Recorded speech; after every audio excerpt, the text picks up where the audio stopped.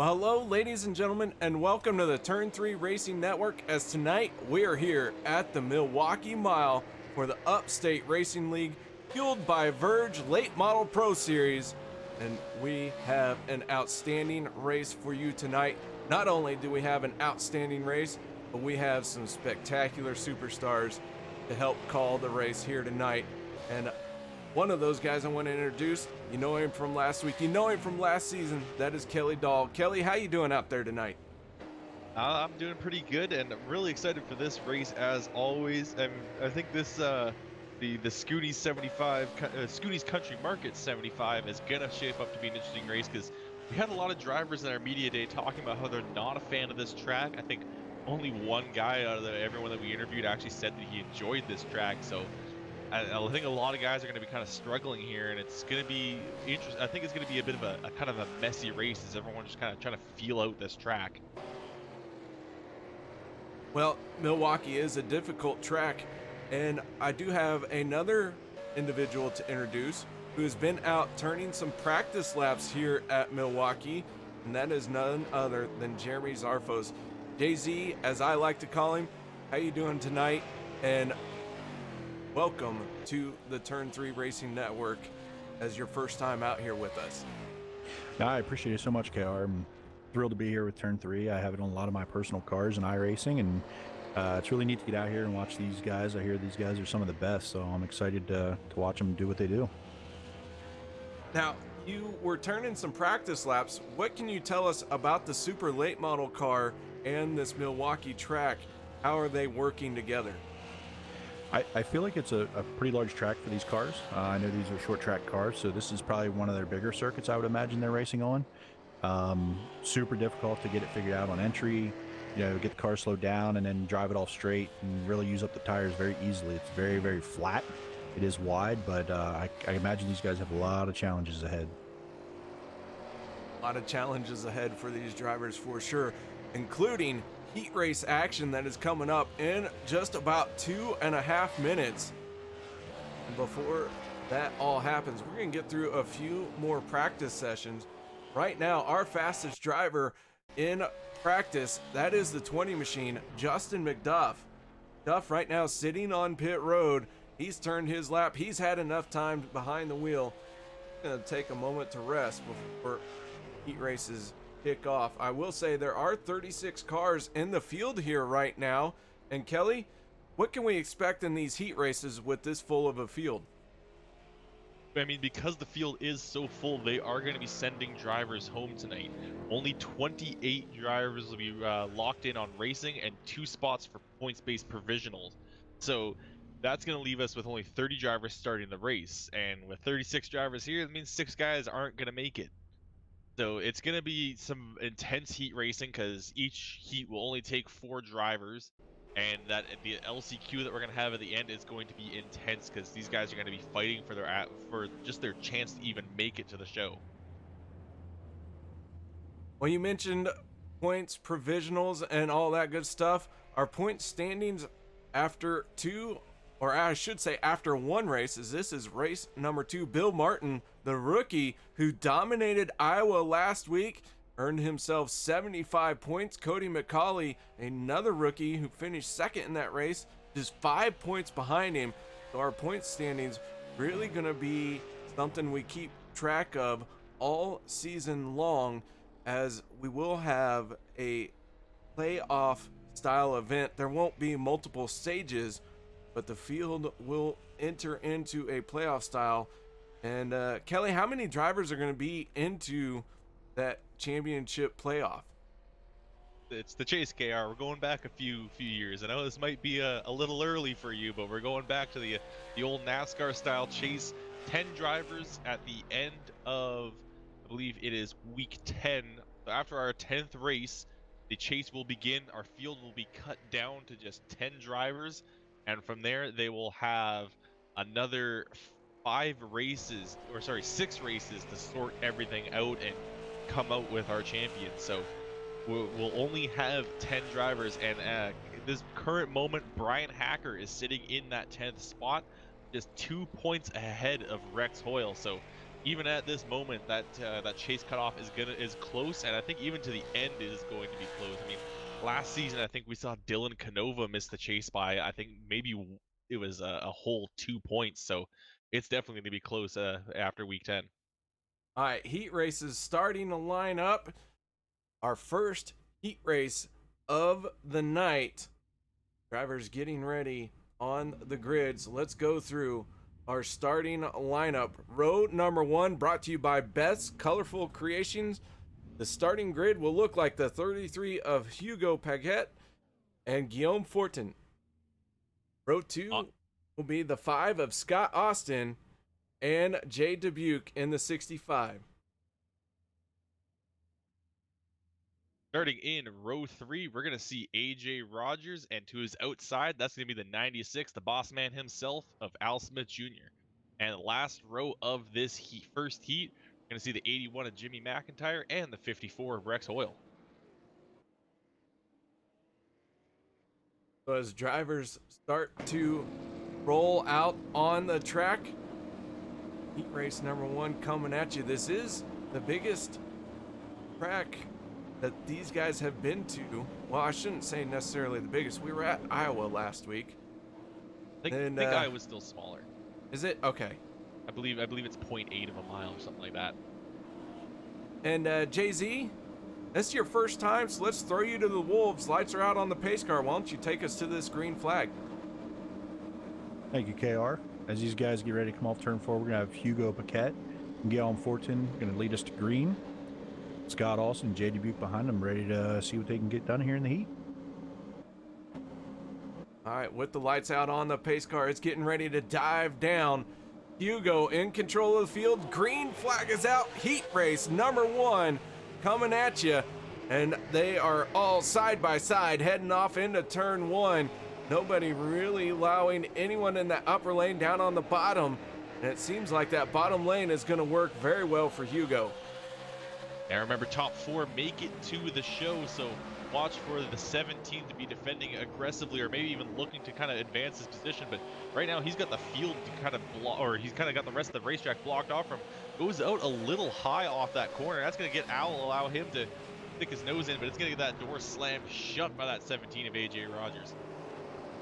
Scott Austin slides into the second spot there. It does look like the inside lane is the preferred place to be. As he come down the backstretch, all single file, the 33, Hugo stretches it out by about a tenth. So as Hugo continues to lead with Scott Austin in second, Guillaume finding himself in third, and AJ Rogers right now in 4th place. All of these drivers in the top 4 going to advance. The rest behind them going to the LCQ.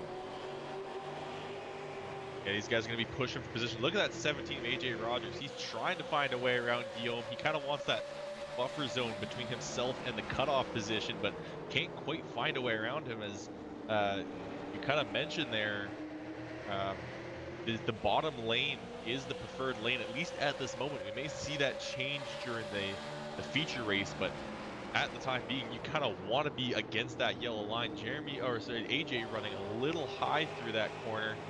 And that's going to maybe allow Al to kind of catch up to him. AJ goes way high. I don't know why I keep mixing up his name, but I think he even got into the wall. That's going to allow Al to get alongside him.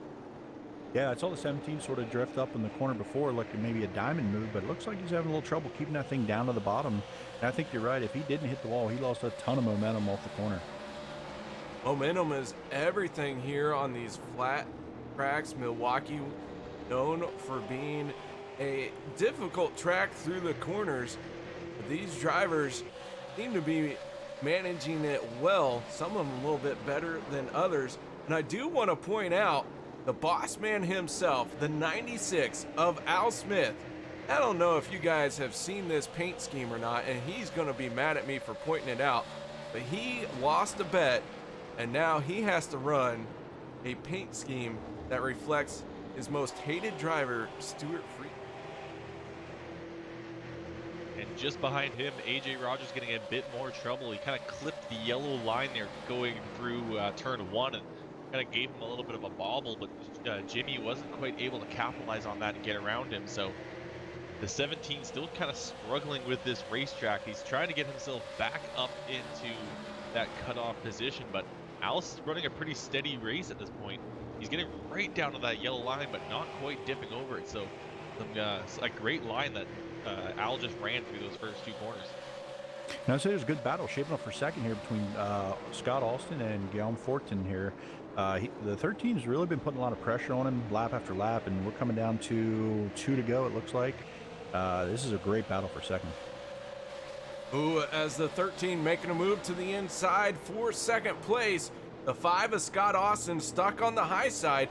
Austin's going to try and get the run up off the corner, but with 3 laps to go, and Austin being in a transfer spot, he may not challenge too hard.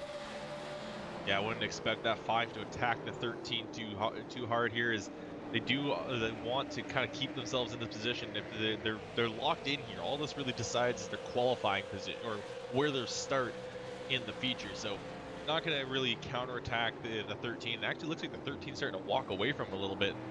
That battle kind of allowed Al and the rest of the back half of this field to kind of bunch up to them just a little bit. So maybe we might be able to see a bit more action in these last lap and a half. As you go enter turn 3 here, go to the middle 3 and 4. I saw the 17 scrape the wall again down the straightaway off of turn 4 the last lap. Still struggling holding the bottom there. Hopefully he can hang on to the spot. Come to the white flag. White flag is out for our race leader. That is Hugo in the 33 machine, and he has been out front this entire time and has pulled away from this field. But final lap for the Western Super Series heat race number 1.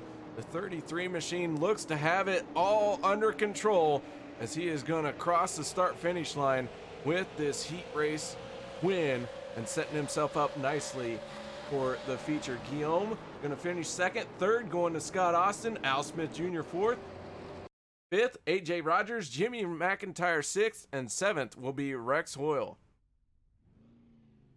Yeah, just some great driving in that first heat. Some good driving from Hugo Paquette. He'll put himself onto pole position for the race. But now we're going to have to move on quickly because heat number 2 is going to be starting right away. Our starting lineup for heat number 2 brought to you by Best Colorful Creation. Mike Holtzclaw in the 22 machine on pole with Jeremy Carpenter on his outside. Behind them, row number 2, that's the 413 of Wayne McDuff, and on his outside, the number 2 of Steph Marinac. Third row, you're going to have Andy Lambert starting fifth, and Mike Alexander will be sixth, and rounding out the field is going to be Chris Stump starting seventh. All right, as the field works its way down the backstretch, heat race number 2, we're going to see a very stacked race here. We have Steph Marinac, we have Chris Stump in this heat race. Don't forget Wayne McDuff and Jeremy Carpenter. These guys all out there in this heat race. I can't believe this heat race is getting ready to happen. I'm excited for this one. Yeah, definitely a stacked field for this heat. Couple of great drivers. Pace car now going to be dipping away, and the green flag almost immediately drops. That 22 getting a fantastic jump, just launches ahead of the rest of the field and down towards turn 1. Steph Marinac just in the back already switches lanes and gets underneath that one of Jeremy Carpenter, and he's looking to go even lower. He is on the apron trying to make a move around McDuff. Great battle going in turn 3. We'll see if the 2 can complete the pass. Marinac going after McDuff. See how it plays out here. Going in middle 3 and 4. He'll take the spot. 413 gets back down. They're 2 by 2 behind him. Marinac with the run up off the corner, closing in on Mike Holtzclaw. Oh, sorry, I'm going to have to cut you off. This is 3 wide for the transfer position, and that looks like it's going to be the 98 of Chris Stump that's going to get ahead there. Little bit of contact with that 3 wide. Jeremy Carpenter in the 1 coming out worse for the wear in that one. However, he did not get into the wall. He sorts the car and keeps going. He's got a shot to get back into this thing, but he's got to make up some lost ground. Yeah, while we were talking about that, Steph Marinac was able to work his way around Mike Holtzclaw. So within 2 laps, Marinac went from, I think he was 5th, maybe, he was 4th. He started 4th and was able to make his way up to 1st. And now Chris Stump, who started in the back of the field, he's making a move around the Wayne McDuff. Going to try to pass the 413 going into 3 here and completes that pretty easily. Following him behind that, going to be the 75, Mike Alexander. He's going to try to take the spot. Looks like he will complete that. Coming to the start-finish line to complete lap 3. Our Western Super Series heat race number 2, action-packed. As I suspected, the 98 machine now on the back bumper of the 22 of Mike Holtzclaw. And that 98, we were talking about him a little bit before the show started. He knows his way around a late model. He used to be in a traveling series, had a good old time with them. Yeah, he's definitely a very experienced driver, a very fast driver. I believe he was our runner-up in the championship last season, and he nearly gets into the back of Holtzclaw there as he carried a lot of speed into turn 1. I don't know if he just maybe missed his braking line, or he's getting a little bit of a wiggle off him too. He is pushing that car as hard as he can, and I think he maybe needs to take it easy a little bit. He's in a transfer position, so he doesn't need to push too hard. He's kind of secure where he is right now, but he's looking to get even more positions. Gets a nose to the inside of that 22, and now we're going to see coming into turn 1, he's going to way outbrake that 22 machine. Look at the 75 of Mike Alexander. He's going to try to follow him through and get around Holtzclaw. So Holtzclaw in the 22 falls to 4th place, still in a transfer spot. After leading a few laps, he has got a shot to make it straight into our main event, as we're going to have 4 laps to go. Steph Marinak in the 2, continuing to be a solid front runner, and he has been out front here for the second heat race. Andy Lambert in the 72, finding himself 1 spot short. He is leading the best of the rest, if you would like to say, but that 72 machine has got a little bit of work to do to make it into the main event tonight. Yeah, it seems like a long ways off. He's got a lot of ground that he's going to have to make up with only 3 laps to go. That time across the line, almost dead on exactly a second between Holtzclaw and Lambert. So he's got to hope that either Holtzclaw makes a mistake or that he can just suddenly find a huge burst of speed to catch up to that 22 machine. But I think at this moment, if I'm Mike Holtzclaw, I'm breathing easy and I'm kind of being a bit more gentle with the race car. Yeah, I can't disagree with that logic at all. They're all kind of stretched out here. Nobody's really challenging a whole lot. Actually going into turn 1 for the 6th and 7th spot, Wayne McDuff and Carpenter are kind of getting close there. So, but everybody's sort of on cruise control right now, looking ahead to the A. Now Marinak has really spread out his lead here. Looking at the white flag final time around for this Western Super Series heat race number 2.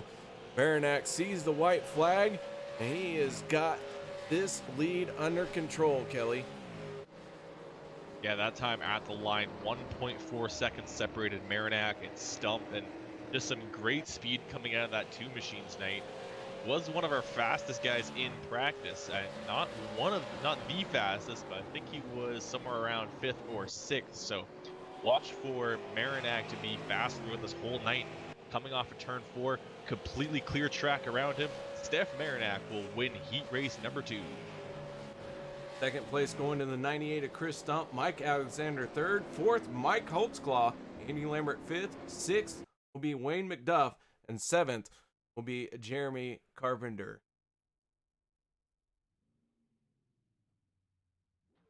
All right, our 3rd heat race of the night starting to take to the grid.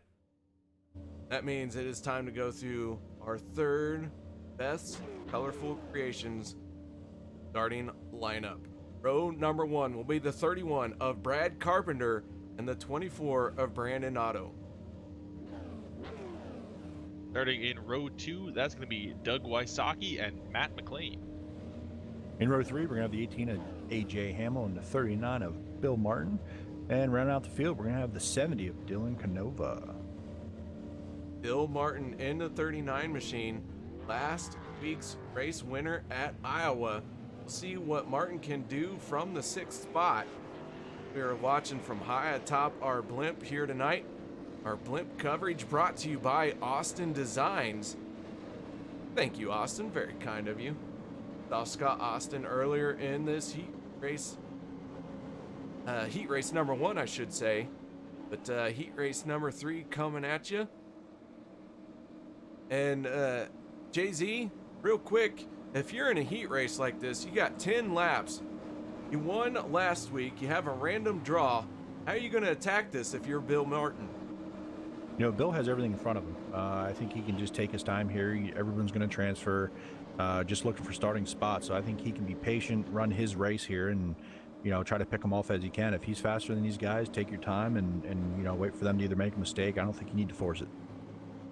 All right, here we go. Pace car getting ready to pull away, and that will leave Doug Wysocki in control of the field. Wysocki gets on the loud pedal, and the 24 Brandon Otto on his outside. Gonna get a good run, and Otto gonna charge the corner. Wysocki making contact. A few cars going out of shape there, and man, hold your breath, Kelly. Yeah, they definitely came close to losing it. Matt McLean had to save that race car.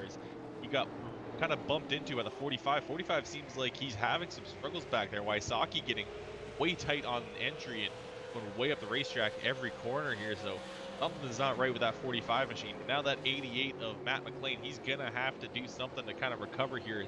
He's just one spot out from that transfer spot. We did miss one of the drivers on this start here. I believe that was Brad Carpenter. He did not make the grid. We're going to be transferring 4 out of the 6. Meanwhile, the 39 of Bill Martin, excuse me, he's all the way up to second place. So it's almost like I knew what was about to happen. I don't wish bad on anyone, but man, I hit that one right. Took advantage of these guys making a little bit of contact, and he went from 6th to 2nd in 1 lap. So Bill Martin with a power move.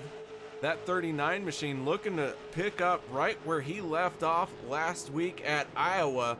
But the 18 machine of AJ Hamill right behind him. Hamill under heavy pressure from the 70 of Dylan Canova. Canova looks like he had a bit of a wobble coming out of turn 4 that time. Seems like these guys are just mashing on the pedal. These are very long straightaways here on this racetrack, especially for these cars, and you can really these guys are probably going to be trying to maximize these straights as much as possible here tonight, because these corners, you can't really gain much distance. I mean, it's only limited to that one line, so the straightaways are going to be kind of your bread and butter, your make or break here tonight. So everyone's just trying to feel out where they can finally get on the throttle and when they can just kind of put that power down and try to out-drag the other driver. Looks like a bit of a mistake from the 18 of AJ Hamill. Now Dylan Canova just getting a little bit closer. Yeah, I can't agree more, Kelly. You know, I've taken a few laps before this started. I was, you know, extending the straightaway, making the straightaways longer is going to be everything. These guys need to conserve tires at the same time. That straightaway speed is going to be everything.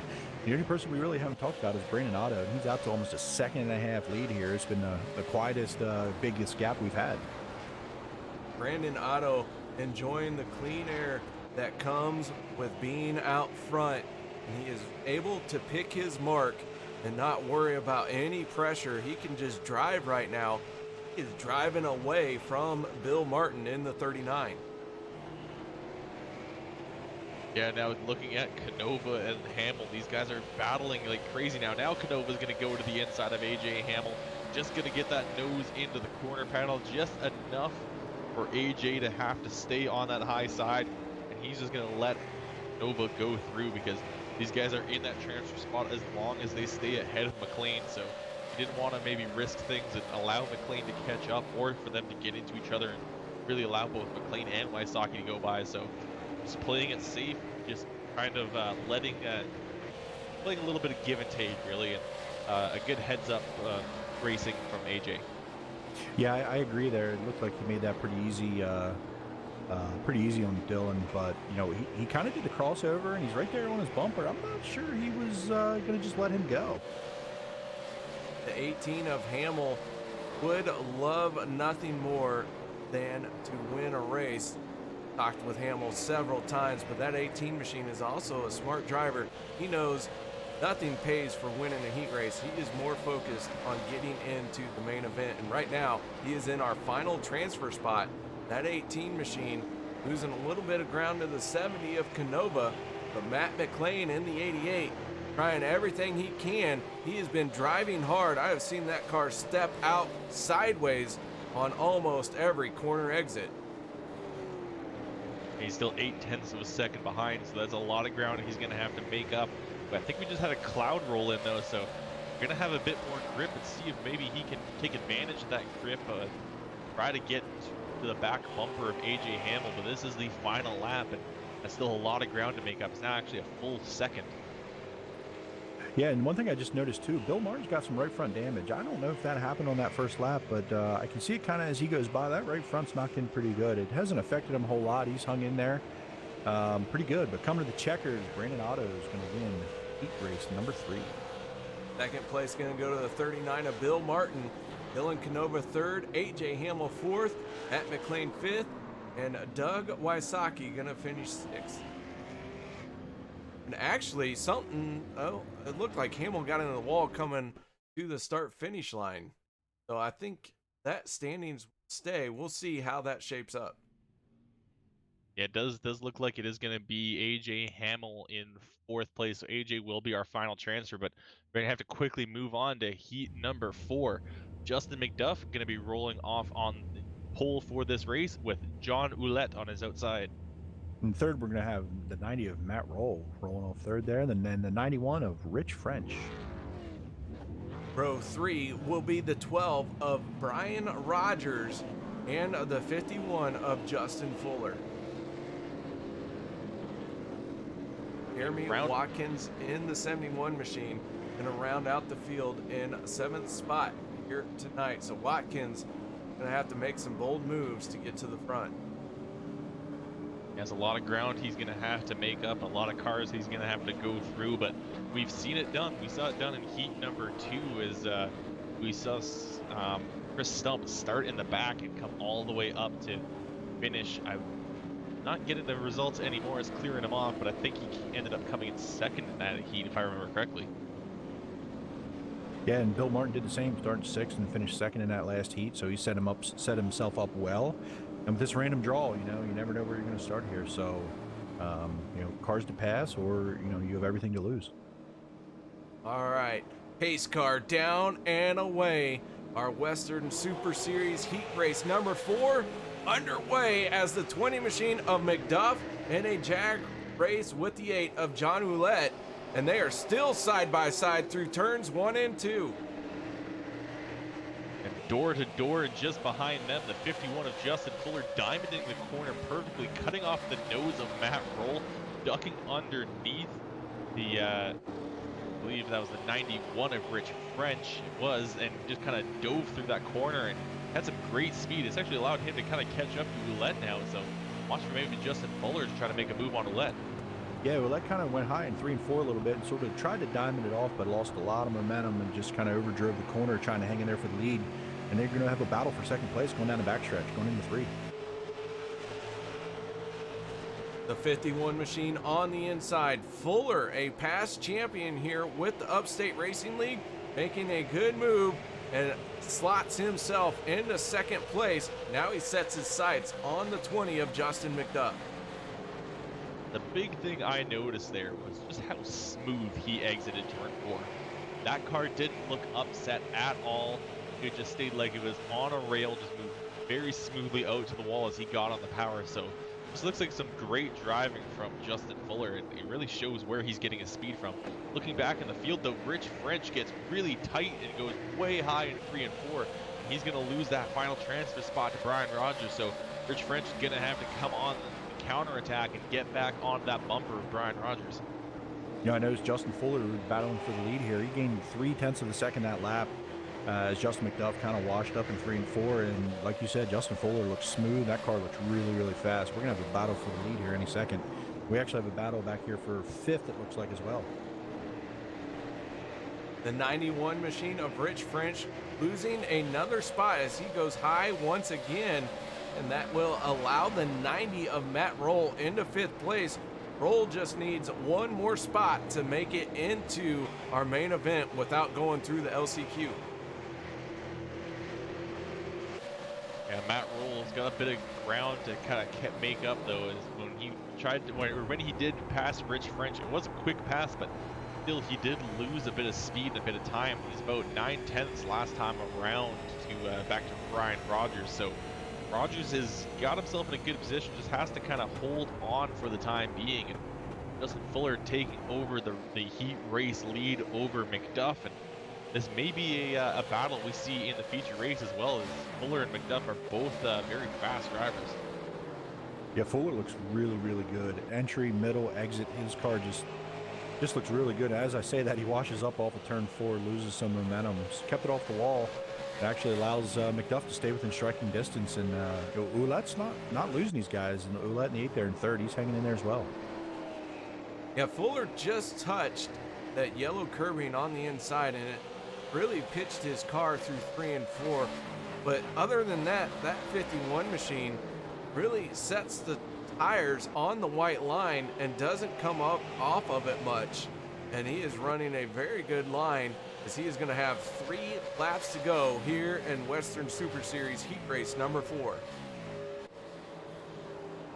Yeah, Fuller holding very steady and really keeping tight to that line. Just kind of watching the difference between him and McDuff. McDuff is kind of, that car was moving around a little bit in the middle of the corner, but Fuller just kept that thing planted on that yellow line. I think that's where his speed's going to come from tonight, is he's driving that thing extremely smoothly. That's not going to help just for speed, that's also going to help his tire wear. And for the long 75 laps we're going to have in this feature race, I think that might be his, I think that might put him in a good position to win this whole thing. Yeah, he's setting himself up well here for the main event. These guys stretched themselves out. The field is fairly stretched out at this point. Those top 3 within about a second to a second and a quarter. As we bring it off turn 4, coming to the white flag. So Fuller looking at the white flag one more time around for heat race number 4. Dustin McDuff in the 20, not letting Fuller getting away from him, staying right there within striking distance if Fuller makes a mistake. 3rd place right now going to John Ouellette. 4th, Brian Rogers. These guys look like they are going to be able to transfer in to the main event without going through the LCQ. 3 drivers, Matt Roll, Rich French, and Jeremy Watkins, are all going to have to go to the LCQ as Fuller wins this one. Yeah, great driving from Fuller. He'll take the heat win over Justin McDuff. John Ouellette in 3rd, and Brian Rogers taking that final transfer spot. But now we just got one more heat race to go before we go on to that LCQ. Heat race number 5 starting to take to the grid. And once again, Best Colorful Creations giving us our starting lineup. The 62 machine of Cody McCauley on row number 1, with outside going to Brian Jones in the 19 machine. Now starting in row number 2, that's going to be the 41 AJ Childs, and Bill Bessler going to be rolling off on his outside in 4th place. Inside of row 4, excuse me, sorry about that. Excuse me, inside of row 3, the 11 of Brian Hacker. Outside of him is going to be the 42 of Brett Bartels, and then running out the field with the 68 of Ty Cole. Drivers all running side by side. Granted, it is at a very well and controlled 50 miles an hour, but Cody McCauley in the 62 machine had a heck of a run at Iowa last week, finishing in 2nd place. See what he's got in store for him tonight as the Western Super Series heat race number 5 getting ready to kick off. The pace car gonna peel down on the pit road. McCauley will be in control of the field. Brian Jones in the 19, a rookie with the Upstate Racing League. As the green flag comes out, McCauley and Jones side by side down the straightaway and into turn 1 with the 21 machine. Oh, car sideways. We got a big wreck back in the field. The caution is out as there's a wreck going into turn 1. Cars went 3 wide and a couple of them got into each other. Looks like Brett Bartels, I think that was also Ty Cole, and Brian Hacker all involved in that wreck. Go to our turn 3 instant replay for this one, and you can see the 42 didn't get a very good launch. The 11 makes a dive bomb on the inside of the 41 of AJ Childs, and Childs hard into the wall with Brett Bartels. And that will bring out our first caution of the night. Go back live to the racing. And Jay-Z, a caution flag in a heat race. We only have 10 laps, but this is going to eliminate some laps you can run. How much does this affect your mental attitude towards the race? Well, I guess it depends on where you're sitting. You know, if you're the leader, you're thinking, well, it's a few laps less till I win this heat. You know, if you're a guy in the back and you've got a bad start there, or, you know, had to check up for that accident, at least allows you to catch back up and gives you a chance. And with more than one car eliminated, it should get everybody in a pretty good spot to transfer, I think.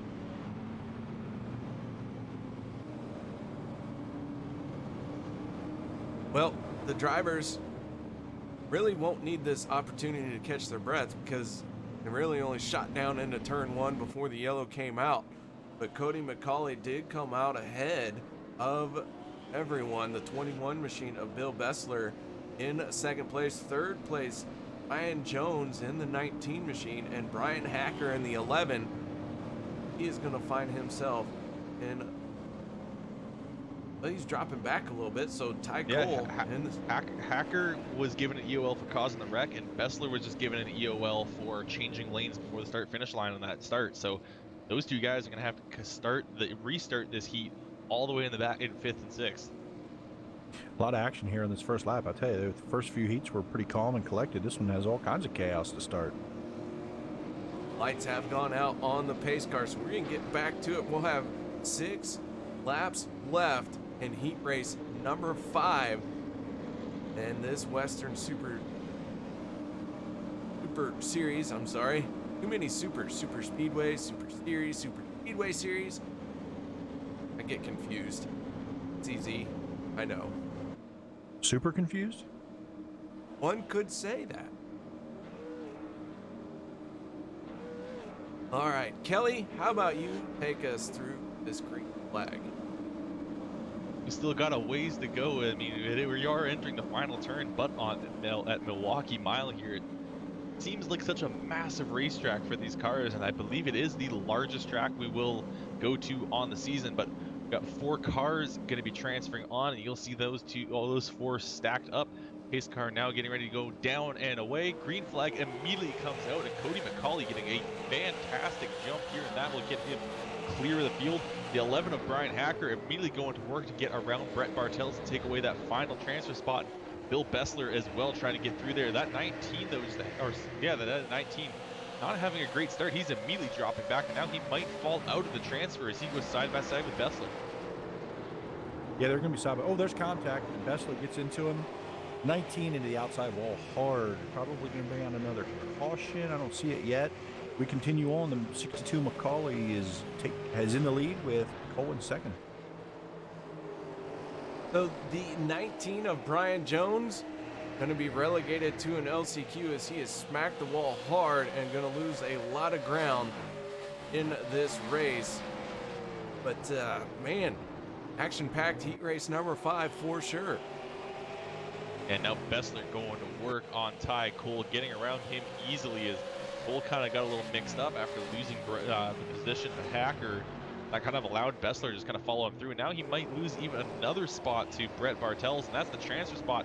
Gets on the gas early and goes way up the racetrack. So big mistake from the 68. That's going to allow Bartels to get into that 4th and final transfer spot. A few more laps to go. So looks like Ty Cole has got to get himself figured out and get back onto these drivers. But again, another corner where he just doesn't quite have it all sorted and loses a ton of ground in that 42 machine.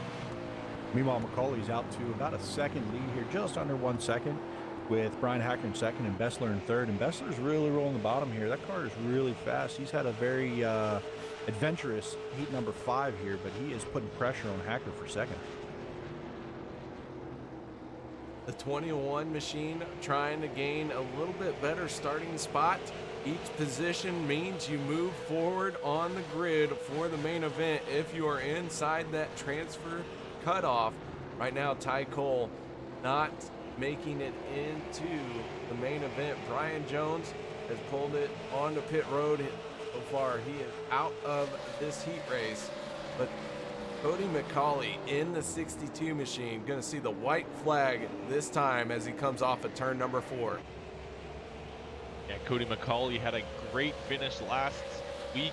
He's going to win heat race number 5, and I'm sure he's going to want to carry that momentum into the feature race. McCauley wins the heat. He'll be starting in 5th. Brian Hacker finishes the heat in 2nd. Bill Bessler in 3rd, and the final transfer spot goes to Brent Bartels, with Ty Cole, Brian Jones, and AJ Childs all being relegated to the LCQ. Sorry, I was a lap ahead there.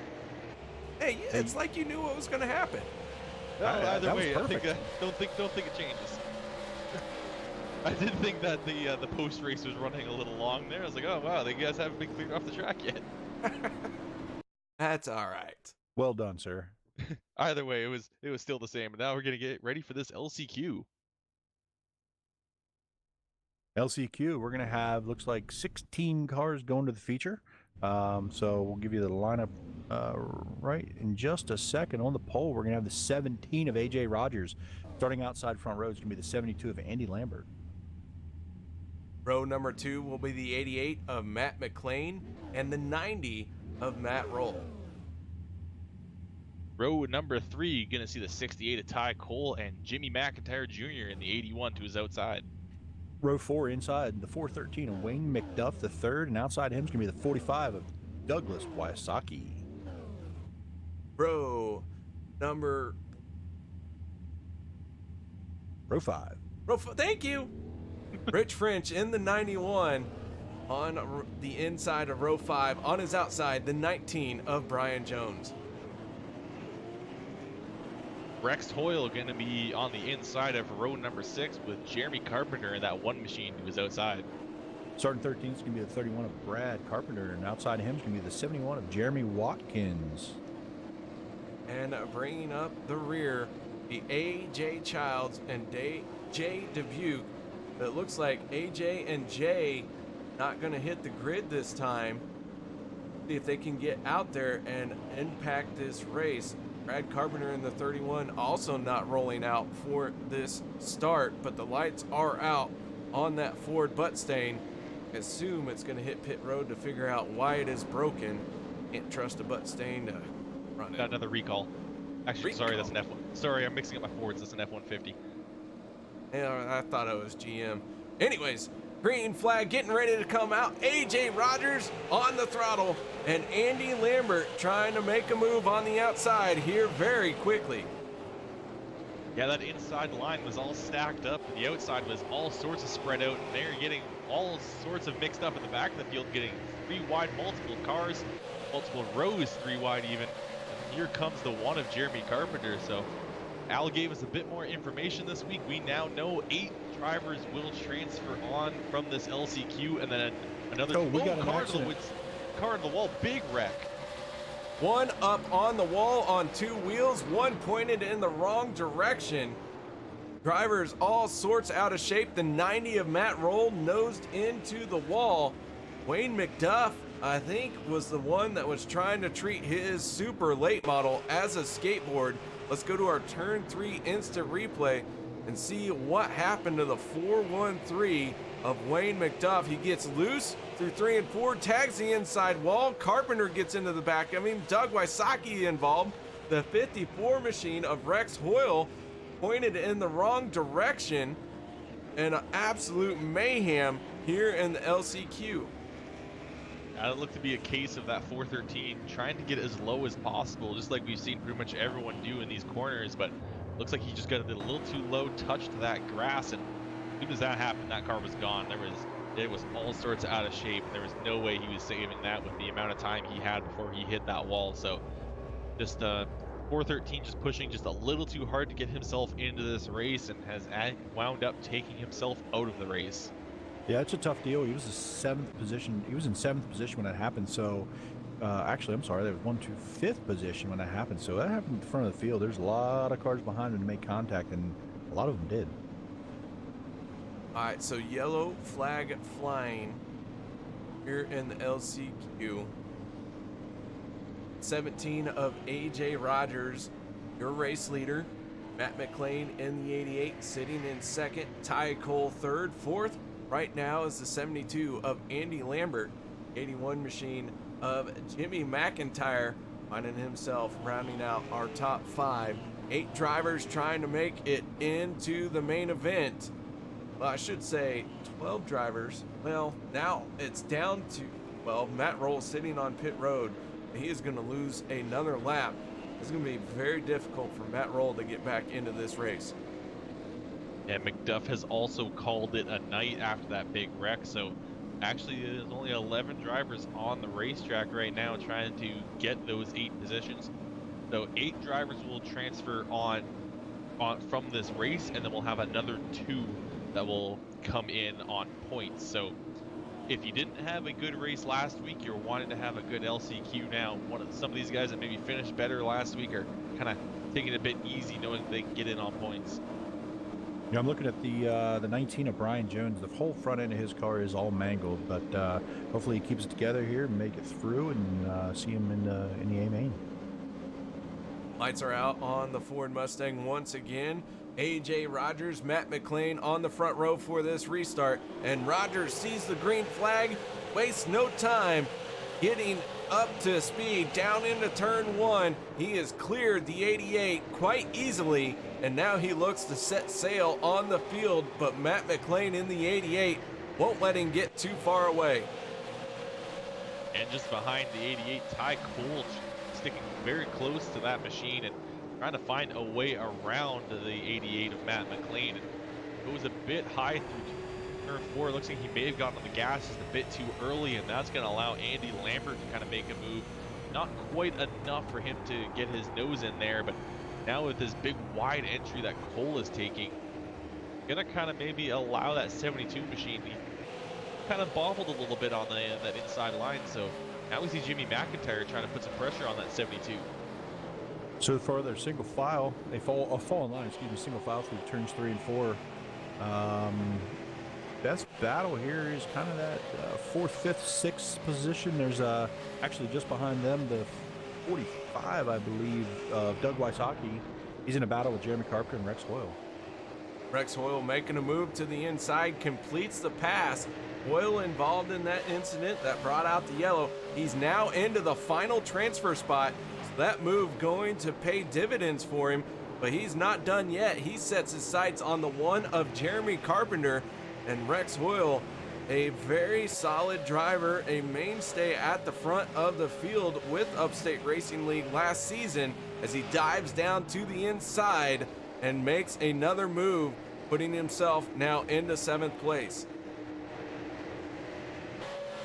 Now looking at that final transfer spot, Rex Hoyle has got a bunch of angry race cars in his rear view, as he's got the one of Jeremy Carpenter, Doug Wysocki, and Brian Jones. Just all 3 just were right on him down that back straightaway, but Rex Hoyle carrying some good speed, opened up a bit of a gap, so got himself a little bit of breathing room, but is still not even halfway through this heat, or through this LCQ, as the LCQ will run 20 laps compared to the heat race's 10.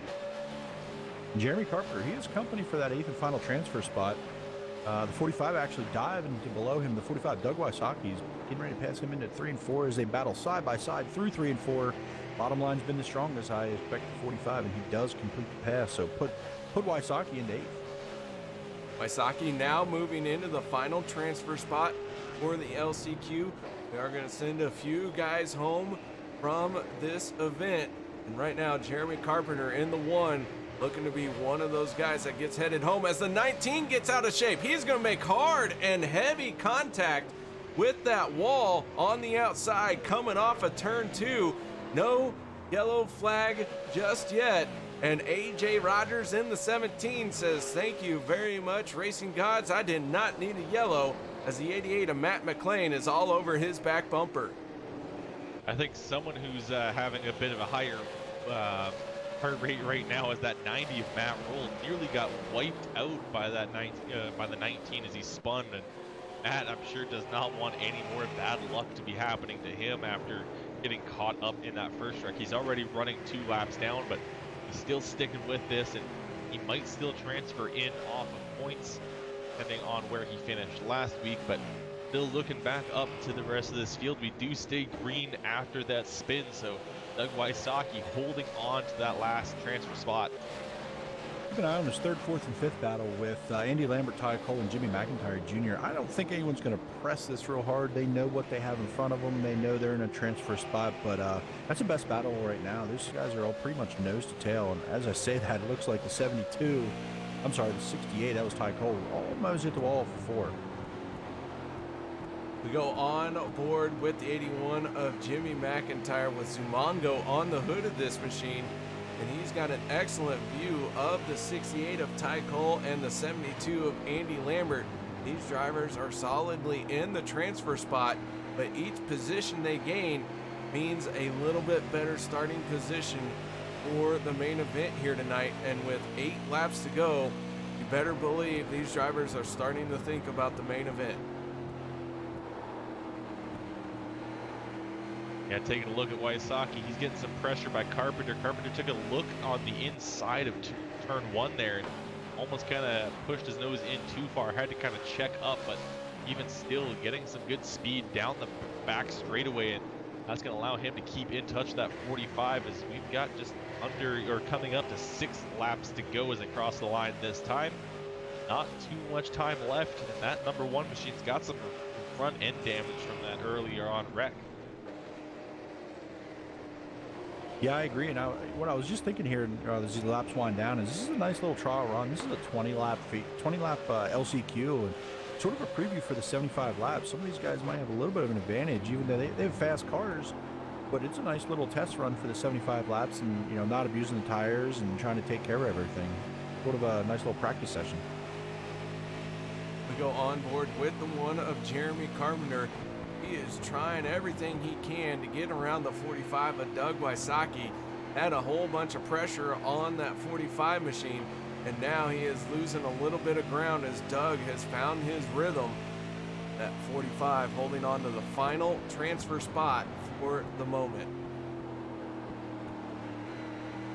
Now holding on to it the best he can as he's trying to start. He actually is opening up quite a gap to that 1 machine of Carpenter. Carpenter was pretty much right on his bumper just a couple laps ago, and Wysocki's had a couple good turns here, and that's opened up that gap. And Carpenter actually has to kind of get on it now. As got Matt Roll behind him, which is not a position, but if Roll tries to make a move, that will slow up that 1 machine. He'll definitely lose touch with Wysocki.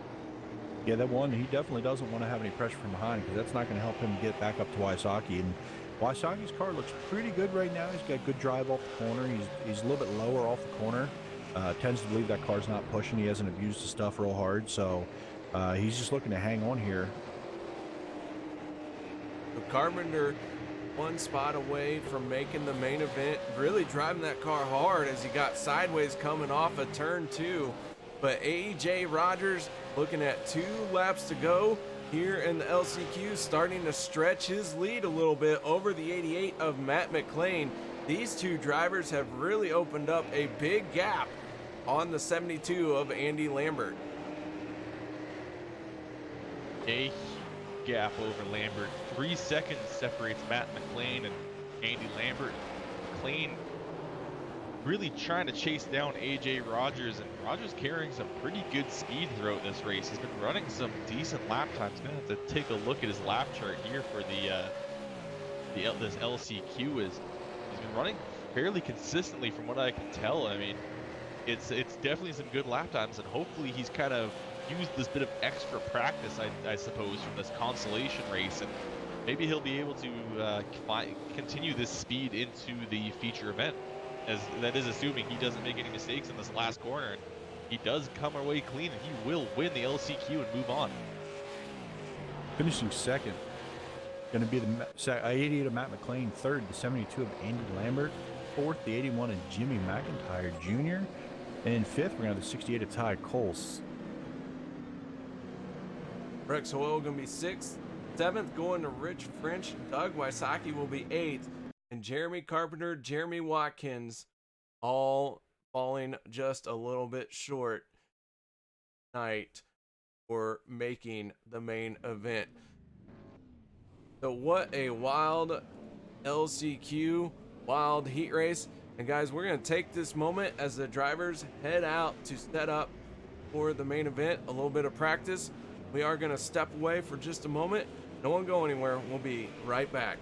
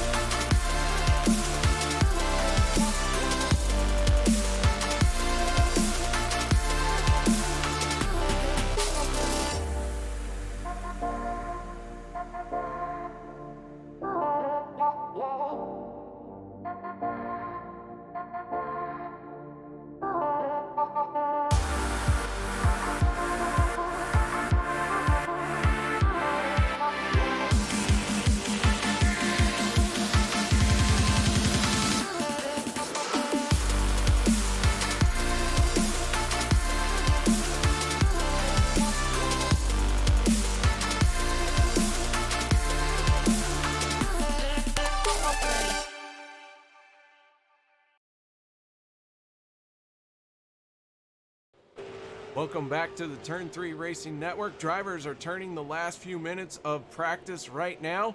That means it is time to go to our dual anthems, both for Canada and the US of A.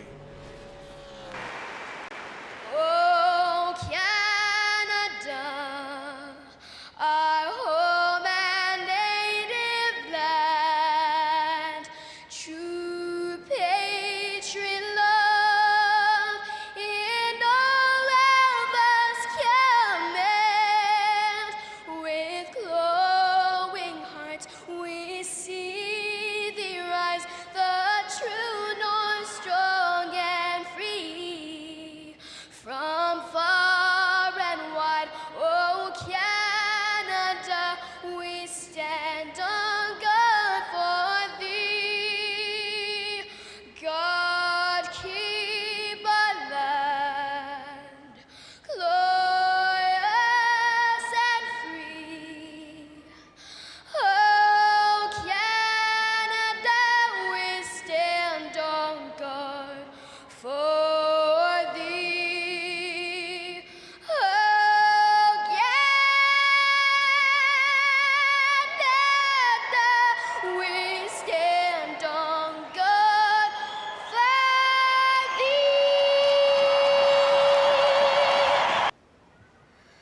Oh, say, can you see by the dawn's early light what so proudly we hailed at the twilight's last gleaming, whose broad stripes and bright stars through the perilous fight o'er the ramparts we watched were so gallantly streaming, and the rockets regular, the bombs bursting in air, gave proof through the night that our flag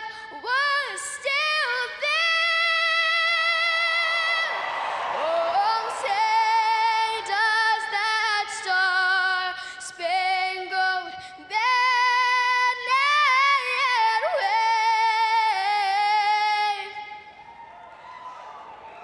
o'er the land of the free and the home of the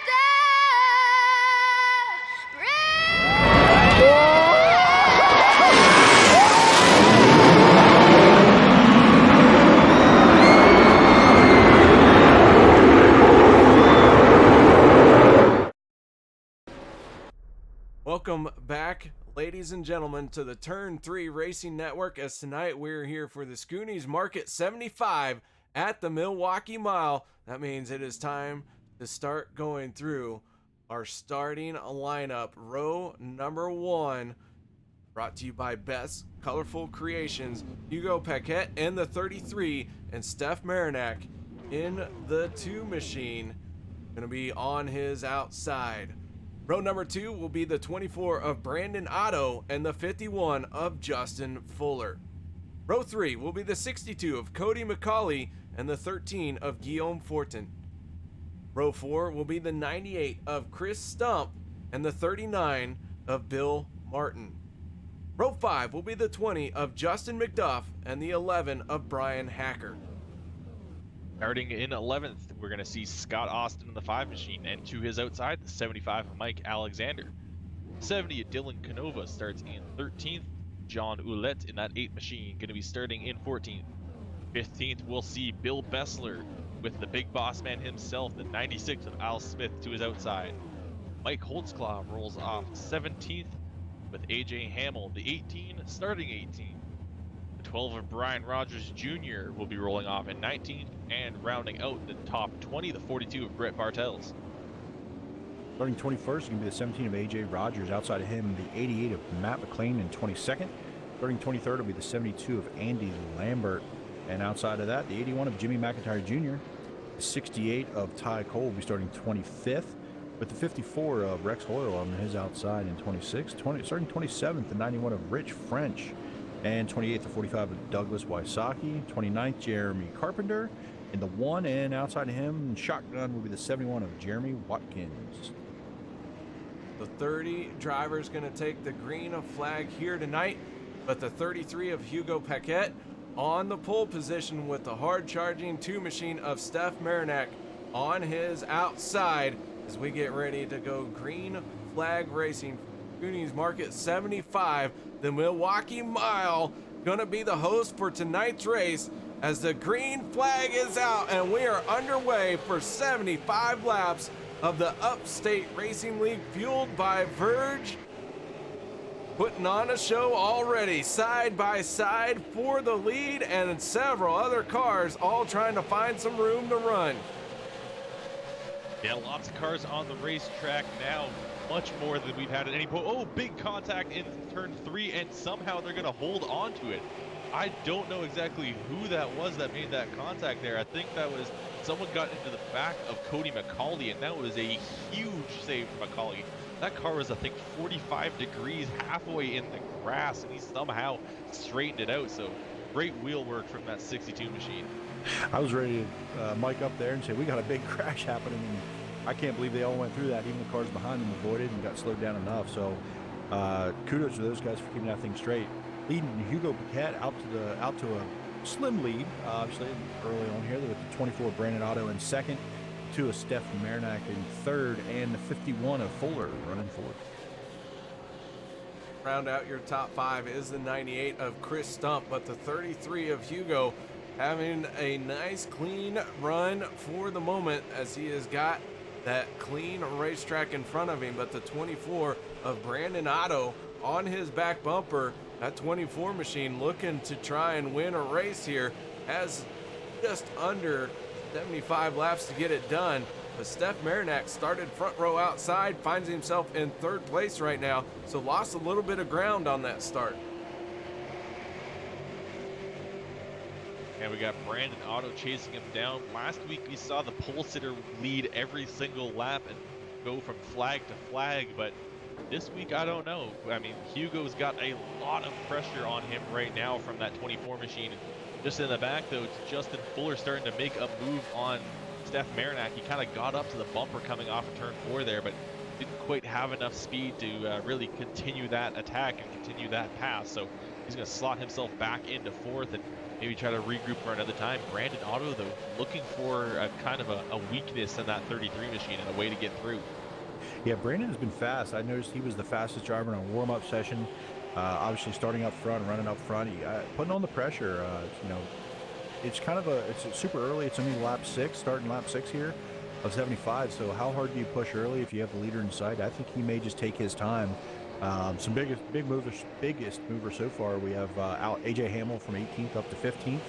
So a few cars. There's definitely some passing going on, but the bottom line looks best. A lot of single file racing right here, but there are a few drivers trying to make a move down to the inside. One of those being the 17 of AJ Rogers. He is going to make the pass on the 42 of Brett Bartels, and Rogers now up into 18th spot. He is right behind the 96 of Al Smith. Yeah, Al Smith trying to hold on to that position, kind of boxed in at the moment. He's got the 17 behind him and the 22 in front of him, and can't quite find a way. 17 kind of almost looks like he got a little loose off of the second turn there, and they kind of dipped down the racetrack. We're now getting a big entry into that 3rd turn and gets right back onto that bumper of the 96 machine and see if he can maybe out drag him. Not quite enough. So Al holding onto the position. Look at 17 gonna dive down to that inside of turn 1 and go for that inside line, and that's gonna force Al to go high. He's gonna have to try to slot in before that 42 machine, and he does get himself in there and kind of slam the door shut as the 42 actually got a little loose off the corner. And now look at Al counter-attacking on that 70 or that 17, sorry. No, you got it. There's a lot of stuff going on back here in the field from about 16th on back. There's a lot of action going on. These guys trying to sort out who's fast and who's not, and who's going to do, make some moves here. Looks like the 88 diving under the 42, trying to make a move. Matt McLean on Brett Bartels. They're going to sort that thing out as they go down the backstretch. 81 machine of Jimmy McIntyre with Zumongo on the hood. He's going to get a run on the 42 as the 42 got loose coming off of turn number 2. Bartels losing a little bit of ground, but gathers it in before that car got too far out of shape. And looking at the front of the field, we kind of have a 4-car breakaway right here. I mean, we got Hugo Paquette, Brandon Otto, Steph Marinak, and Justin Fuller. And then the gap between Fuller and Paquette, that gap separates that same amount of time, 0.7 of a second, separates Fuller from the next driver, Chris Stump. So these top 4 are very close together, and they're kind of starting to run away. And now even those guys are starting to split up a little bit as Brandon Otto sticks with Paquette and Justin Fuller sticks with Marinak. And just behind them, actually, Stump lost a position to Cody McCauley that last time around. Watching the 75 of Mike Alexander a little bit here, he is 9th. He started 12th. He's actually passed a few cars and got going here pretty good. So looks like his car feels pretty good early. Must see if he can pass some cars and see how he progresses coming through the field. Sorry about that. Alexander right now in 9th place. Rounding out your top 10 is the 20 machine of Justin McDuff. Arts Barber Shop all over that beautiful paint job. And I have a feeling that some of these paint jobs are going to get scraped up on the right side. And I like to say, if you're rubbing the wall on the right side, all you're trying to do is make your car a little bit lighter. And taking off a few layers of paint, trying to lighten her up a little bit, but we'll probably see that a lot more as this race progresses and these guys wear the tires a bit. The sun's out at the moment, or at least just kind of peeked the clouds, but it is a mostly cloudy Hate to interrupt, setup. we have a huge battle for the lead here, actually. All 4 cars are under a blanket going into turn 3. Yeah, look at them, 2x2. Otto on the inside, as well as Marinak, Paquette, and Fuller on, Paquette and Fuller stuck to the outside. Now 3 wide for second place. Hugo Paquette was able to hold on to the lead, but a big battle for this race lead. And that's kind of starting to bring in that 62 McCauley contact. This 2 of Marinak, he's going to go around. Caution is out as Marinak is stuck facing the wrong direction in turn number 2. Yeah, it looks like they just kind of ran out of room there, fighting for the same area. The 2 was coming down, the 51 coming up. So Steph Marinak gets turned in turns 1 and 2. Let's go to our turn 3 Racing Network instant replay. High atop the blimp, brought to us by Austin Designs. You see the 51 of Fuller just get his nose in there. Marinak going for a lazy spin. No other contact other than that nose to quarter panel. And Marinak going to lose a lot of ground in that situation, but he lives to fight another day. And that 2 machine going to be one to watch as he works his way through the field. We are back live. You have one driver already out of the race. That is the 11 of Brian Hacker. He has gone behind the wall. Yeah, Hacker having a few issues here, and that's going to end his night. They are running a claim. There is a caution claim rule here, so whoever caused that caution can claim it, and that will give them an EOL. If they do not claim it, they will be given a penalty at the end of the race, and I believe that puts them, I think it puts them not just EOL, but I think it puts them last 1 lap down. So these guys are kind of put on an honor system, and it definitely does put an emphasis on that. But that last one, it was going to be tough to call. It was a very close call between those 2 drivers. Yeah, I agree completely, and I don't know if I was in either spot if I'd want to claim that. That was sort of, you hate to call it a racing deal. I would think one guy would tell the other guy that they were wrong. I don't want to be the decision maker on that. I'm glad I'm not. But KR, what do you think with the 2 here with that lazy spin? What does that do with the tires? I know these guys have a tire roll. They're not really supposed to change tires. They're not allowed to change tires. What does that do for the tires when you take a spin like that? Well, a spin like that and a caution following will allow your tires here on the pavement to kind of cool off, because your tire temperature is everything here on the pavement. So he's going to have an opportunity to let him chill out. He's going to have a chance to maybe catch his breath, slow his heart rate down, and then focus in and set in on the task at hand. And that is going to be coming from 29th spot. And I wouldn't be surprised if we see this 2 machine finish in top 5 here tonight. Don't count him out just yet. Yeah, it looks like Steph has claimed that caution, so he will be stuck all the way in the back of the field. And he's a fast driver, but that is, as you mentioned, that's a lot of drivers to get through. And as skilled as he is, this isn't a track that's super easy at passing. But if anyone could do it, I think it is that 2 machine, because he's been showing some good pace here tonight. And if you can get good launches off the corner, you can really make up some ground. So it's difficult to pass, but it's not impossible. Yeah, I agree. I think that there's some, if the car's fast enough, if he's patient enough, there's still some laps left. We're ready to start lap 18 under caution here.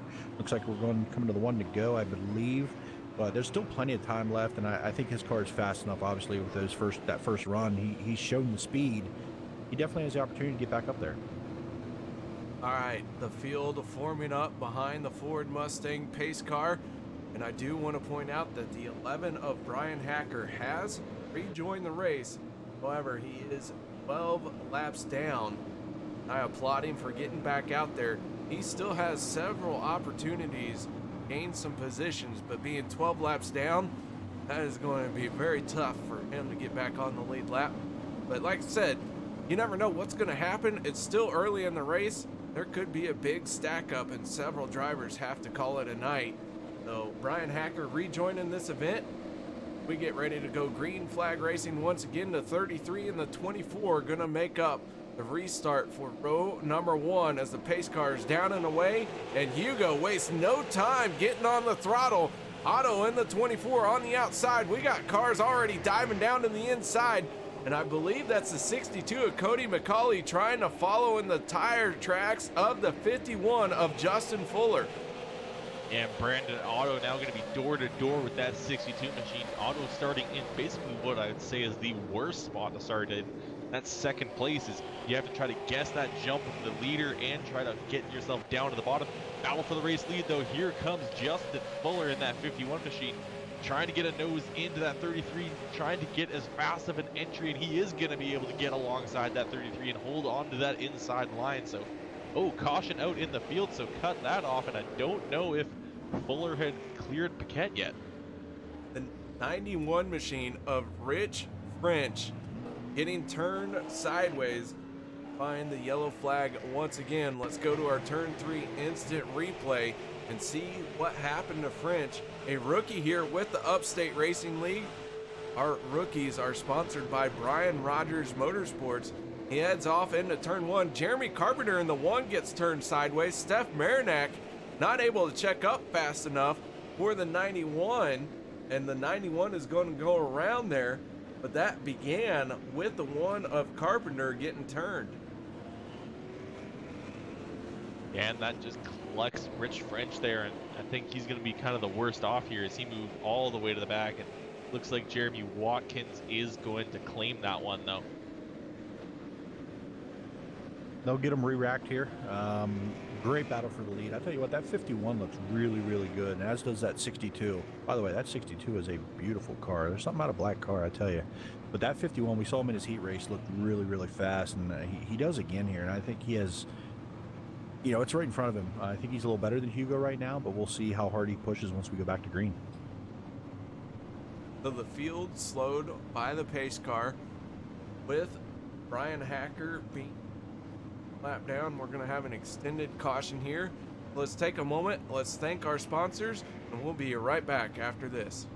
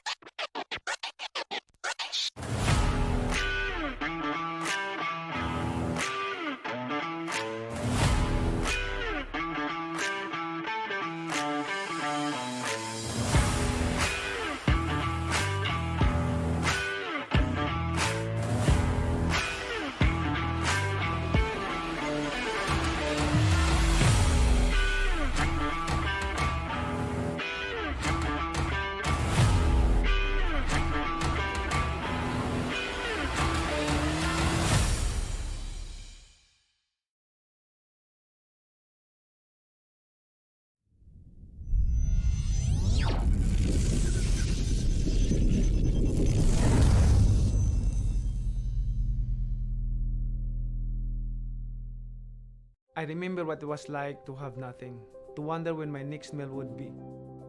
A lot has changed since then, but no matter what my accomplishments, I always remember where I came from. Jinky and I have always felt like it was our duty and have done our best to give back. But we want to do even more. We want to build more homes, build hospitals, provide scholarship, and expand our efforts into other countries. We don't want to just give people money. We want to give them a better life. That is why we're recruiting you to come alongside and change lives, one investment at a time. There is strength in numbers, and we can do so much more with your help.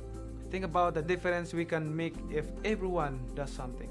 Join us as we strive to fight for those less fortunate and spread hope around the world. Thank you.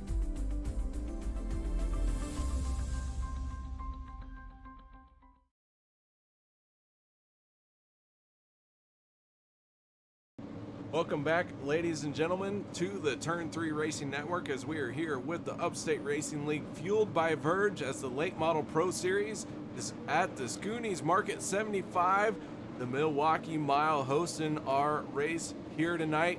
The lights have gone out on the pace car. The 33 machine of Hugo Paquette in the lead with the 51 of Justin Fuller, now going to be starting in that dreaded outside lane for row one. We will see how this shakes up. And Kelly, getting ready to go green flag racing once again. Yeah, pace car going to be diving to the safety of pit road, and I'm expecting to see Hugo immediately launch again, and that is going to be what happens. Hugo immediately getting on that loud pedal, stomping down to the gas. And look at the 51, Justin Fuller. He was able to match that restart pretty well and able to get to the inside line. He's getting right onto that bumper, that 33, nearly getting into him. And these top three are just nose to tail. Even just behind them, we got Otto and Martin all trying, or Otto, yeah, sorry, that is Otto and Martin trying to catch up to him. And we got a big battle shaping up here. Yeah, that was an interesting restart. One around. That is, I'm not sure who that was in the back, but we got more troubles. Cars crashing into the wall. Everyone's scrambling, trying to find somewhere down this narrow front stretch. But holy cow, we are back under yellow with some torn up race cars. The 21 of Bill Bessler getting involved in this one. And tell me, Kelly, what did you see?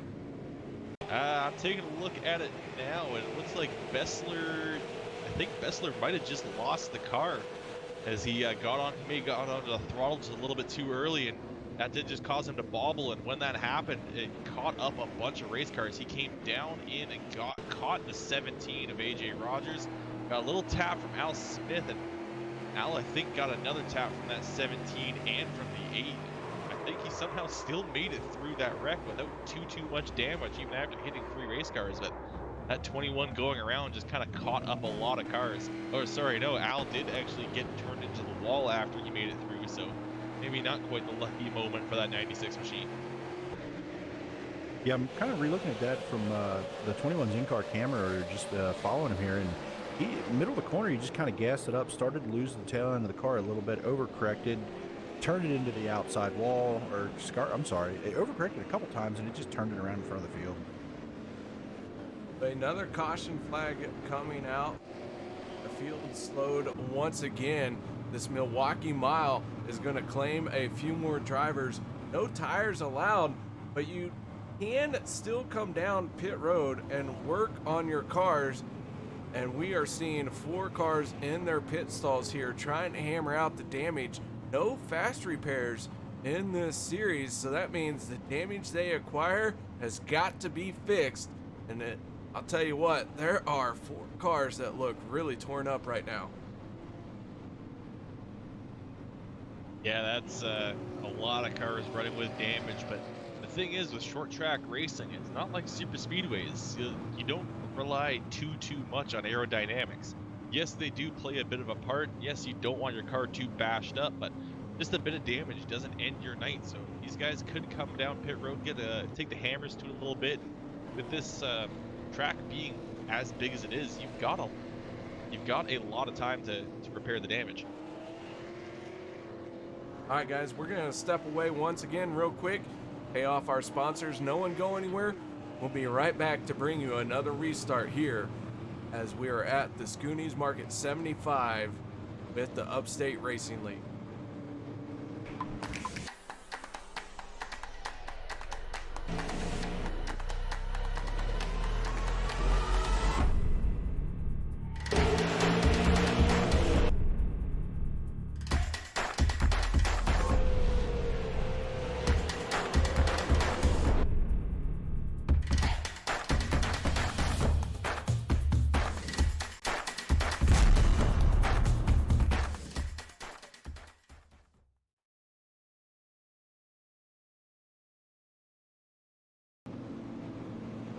Welcome back to the Milwaukee Mile Watch in the Schoony's Country Market 75. And big thanks to our race sponsor for tonight. Schoony's Country Market is a family-owned and run grocery/deli. They have a full-service deli and offer subs, sandwiches, fried foods, pizzas, and more. So go check them out. Tell them the Upstate Racing League and Turn 3 Racing Network sent you, and give them a lot of support for this league. Well, Kelly, our drivers are starting to form up once again, and you know, we're working lap 30 of 75. Had some cautions here. This field of drivers, this league, in the first time with the super late model, what can we expect here with this restart coming up? I mean, the same thing we've seen a lot of times. Hugo's going to try to jump that start as much as possible, but Justin did a pretty good job of keeping up with him, so maybe see if that 51 can take the fight to the 33. All right, as they come off turn 4, getting ready to take the green flag, we're going to see Hugo Mustang drive. That's a Mustang KR, not a whatever you called it. The 33 takes off and down into turn 1. See if Justin can slide back to the bottom. He does not. The 62 gets underneath. McCauley actually drives under the 51. He drives in hard. This is sort of reminds me of Martinsville for the NASCAR. They all want to fight for the bottom, getting down there, because starting on the outside. Now the 62 is going to dive below Hugo for the lead. Cody McCauley doing a great job powering down and off the corners, down the straightaway, off the corner in the 62. Cody McCauley with the lead for the first time. The 33 of Hugo going to lose 2 spots in one corner. He finds himself now in 4th place as he loses another position to Bill Martin in the 39 machine. And Hugo in even more trouble as the 98 of Chris Stump to his inside. How the fortunes can change quickly. That 33 machine goes from the lead all the way to 5th. And that's just what happens when you get stuck on that high line. The inside line is the place to be, and that is the worst time for someone to pass you, because there's just with everyone so bunched up, there's no gap for you to get back down to the bottom. And just you can see that there with Hugo as he goes from 1st to 5th in a single lap through really no real fault of his own. It's not like he was driving slow or driving terribly. Cody just had a great launch off turn 2, got to his inside into 3, and just a good bit of driving to get himself the race lead. Justin Fuller kept himself right on that bumper, the 62 machine, to follow him through and not let that 33 down. And now the 33 of Hugo Paquette stuck back in 5th. Yeah, like I was saying, reminding me of almost Martinsville. That's sort of what happened there. He sort of got freight trained once he got off that bottom line. And these cars that are up there in the top 4 or 5 are good cars, so they weren't going to let him back down and give him that opportunity. One that's really standing out to me is Bill Martin. He's 8th to 3rd. Rookie winner last week with the series, and he's up to 3rd place here. Yeah, Bill Martin coming on the scene under probation, as he was one of the drivers that was allowed in the league that did not run the approval series. He is minding his P's and Q's, but he is showing that he belongs out here, as he won the race at Iowa last week. Now he is in 3rd place and knocking on the door for 2nd. Yeah, Bill Martin showing that he's got a lot of speed, and he's proving that to this league with these first few races. And same with McCauley. I mean, he was kind of just on the bumper, or kind of followed Bill Martin pretty much that whole race, trying to put pressure on him throughout the whole race in Iowa. And now he leads this race, so a couple of rookies having a really strong start to this season, and the 62 and the 39 machine, those might be two numbers to kind of keep in mind and watch through the rest of this season. Yeah, I'm kind of looking here, and there looks like there's 5 rookies within the top 8 cars, or 9 cars or so. So, you know, there's a lot of young, newer talent to the league running up front, 1st, 3rd, 5th, 7th, and 8th. So the other car I'm watching is Hugo Paquette. You know, he fell back a little bit. He was putting a lot of pressure on Chris Stump there for that position. I'm going to keep an eye on that 24 as well, Brandon Otto. He's been fast. I saw his times all evening. Putting a little bit of pressure there on Chris Stump. Try to you know, or I'm sorry, on Hugo. We go on board with the 24 of Brandon Otto as he is in the tire tracks of the 33 machine. Otto having a good race here at Milwaukee. He had a very rocky start to the season at Iowa, involved in several incidences last week, and he is just trying to find his rhythm here. Ooh, as he gets a little sideways off of turn number 4, gathers it back in down the front stretch and into turn 1.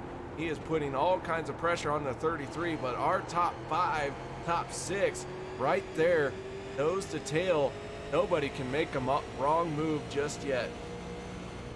Yeah, that top 4 breakaway we had earlier has kind of come back as a top 6 breakaway as Cody McCauley, Justin Fuller, Martin, Stump, Paquette, and Otto all within just over a second, and then there's another 1.3 seconds, now up to 1.4 seconds between Otto and Alexander, separating 6th and 7th. So, and even then, these guys are again splitting up into 2 halves here. As we got Fuller, Martin, and McCauley, and Paquette, Otto, and Alexander. And look at the pressure that these guys are putting on each other. These guys are just running absolutely nose to tail. I mean, you got Otto almost pushing in the rear bumper of Paquette through these corners.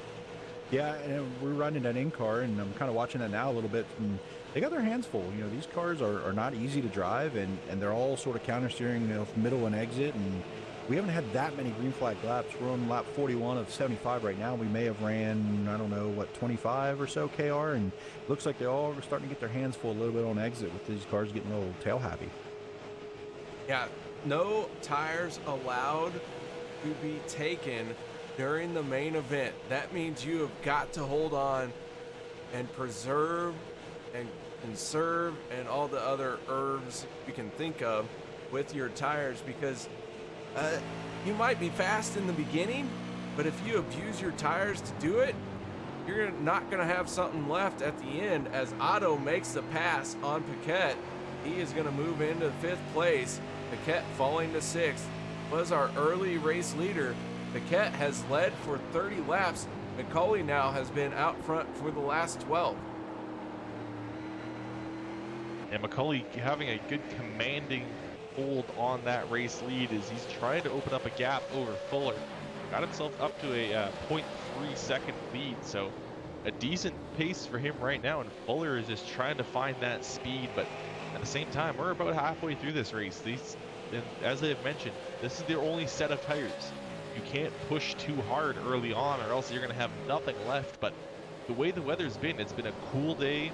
The clouds have been out mostly. I think we've got a 65-degree ambient temperature, and the track's only at 94, so really it's not too bad. Those tires, they might be able to work those tires a little bit harder than they would maybe if it was a bit hotter. But at the same time, there isn't another option in terms of your racing line through the turns.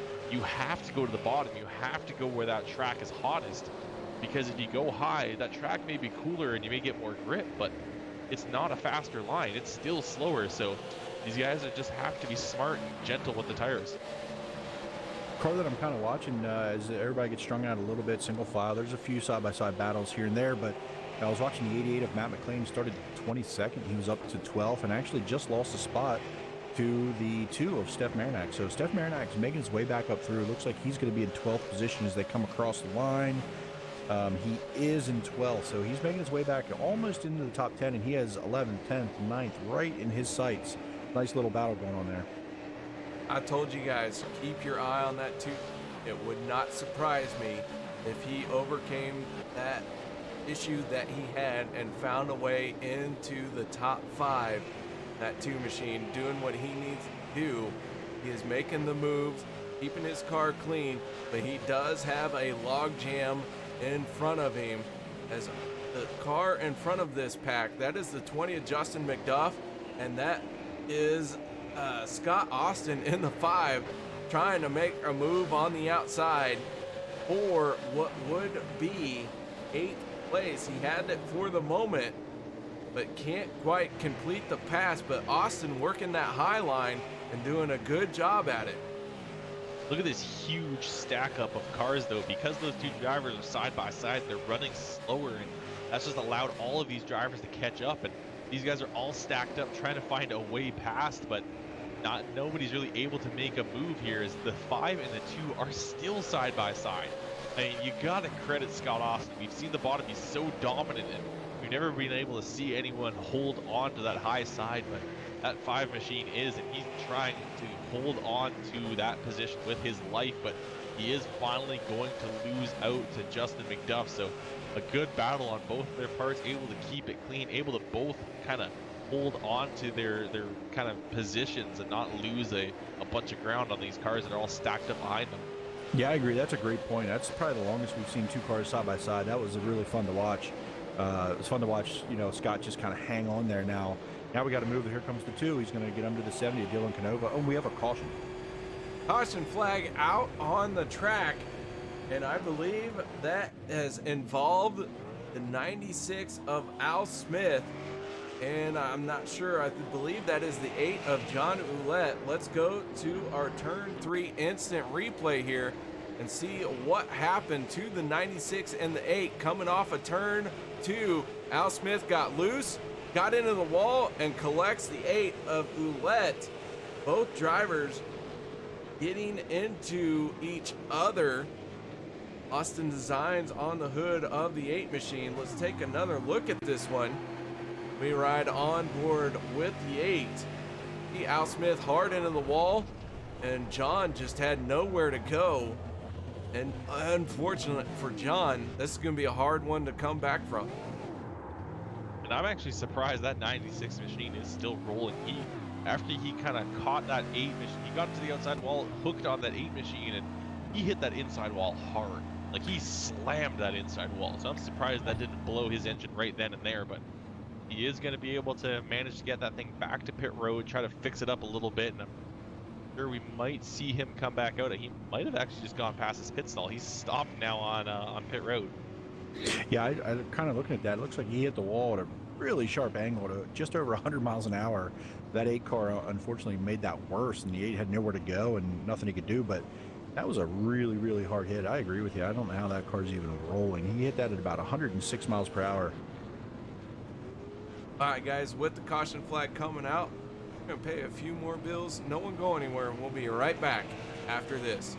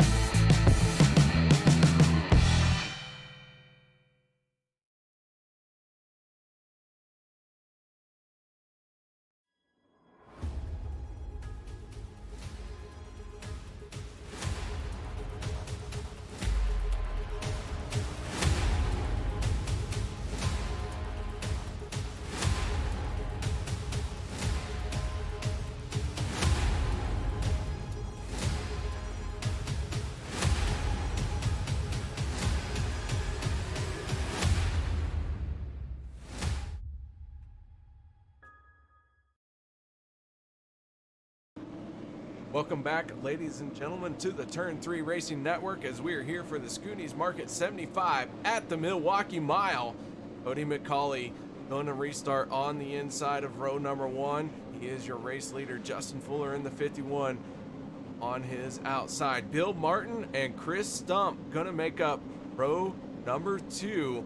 Brandon Otto and the 33 of Hugo Paget on this row 3. So the pace car down and away, the 62 of McCauley waiting for his chance to get on the throttle, and he is not going to waste any time doing it. And Fuller in the 51 trying to keep him honest, but not able to hang with him. He's going to tuck in behind him as the 62 surges to the race lead once again. Oh, back a little bit in the field, Chris Stump gets blocked out from the bottom line.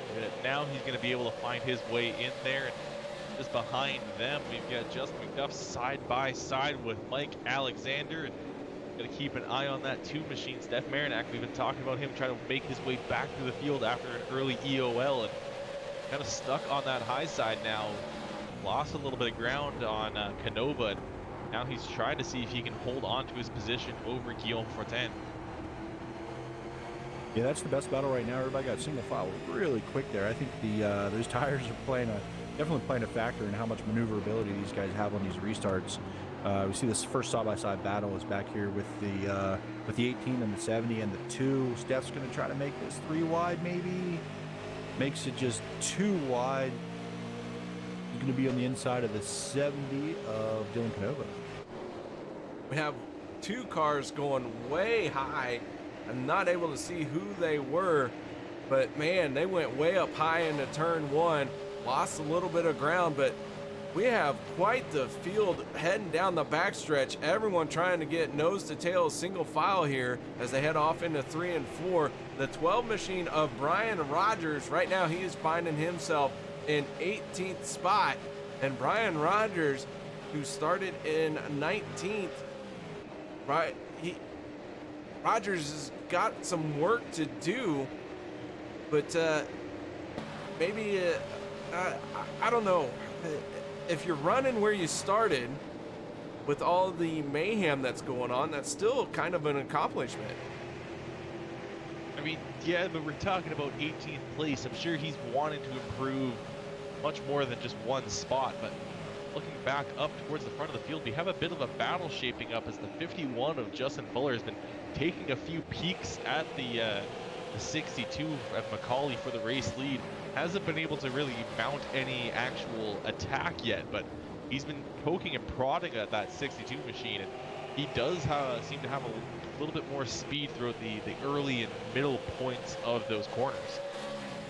Yeah, I don't disagree. I think they're, the top 3, while they're running nose to tail, they're all doing something just a little bit different. You see the 51 actually get down onto the apron on entry there. I don't think it really affected them a whole lot, but there's subtle differences in the lines that they're running, and kind of watching Bill Martin. I'd have had my eye on him as being the rookie and winning last week and what he's doing. That restart, I was a little surprised. He didn't get as good a start as I thought he might be in that 3rd spot. To try to maybe sneak under the 51 to steal 2nd. So, if it stays single file like this, he may be looking for a caution here at the end to try to steal another position. Bill Martin right now riding in 3rd as we look out the front windshield of this machine. And now we can take a view out the back. You can see this long train of cars here at Milwaukee as we're coming up with 15 laps to go. 24 machine of Otto would like to try and get into that top 3, but so far Bill Martin holding on to the final spot of the podium. As you mentioned earlier, Otto didn't have a great first race last week, and he's trying to make up as many points as possible, get himself in a good position to get himself back into that top 10 in the standings for the chase. But there's still a long ways to go. Still looking at this battle for the race lead, though. Fuller is almost bumping into McCauley, and I'm sure if we get to these last few laps, we may see him attempt maybe a bump and run. We'll have to keep our eyes on these guys, because I'm sure this isn't going to go away anytime shortly. Yeah, this is setting up to be really, really good. If the 51's close enough, does he move him? Does he move the 62? I'm not sure what I would do if I was in that position after running 2nd for that long. I think I'd at least want to give it a shot, but with these tires and the way they are, odds of turning that guy around completely are pretty high, I think, KR. I'll tell you, maybe the bump and run is something that you want to try and do to win a race. Don't get me wrong, but each time you do a bump and run, it leaves a little stain on your character. It leaves a little stain, a little mark, a little bit of a bad reputation. I think the 51 of Fuller is going to try and do everything he can to get around the 62. You can see he rolls the corner through the middle a lot better than the 62. And we are at Milwaukee.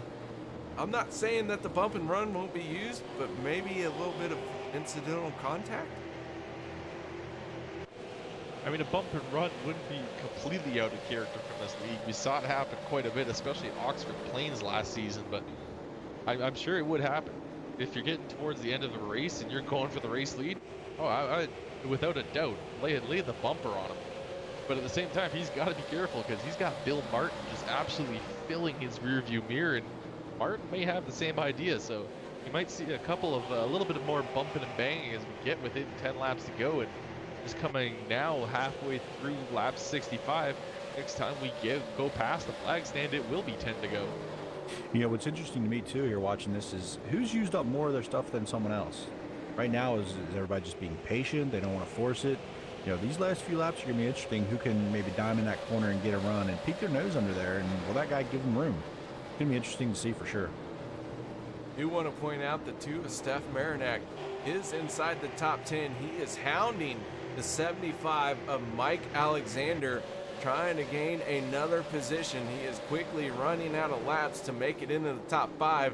I might have overstated him trying to get into that 5th place, but Marinac on the charge is running in 9th.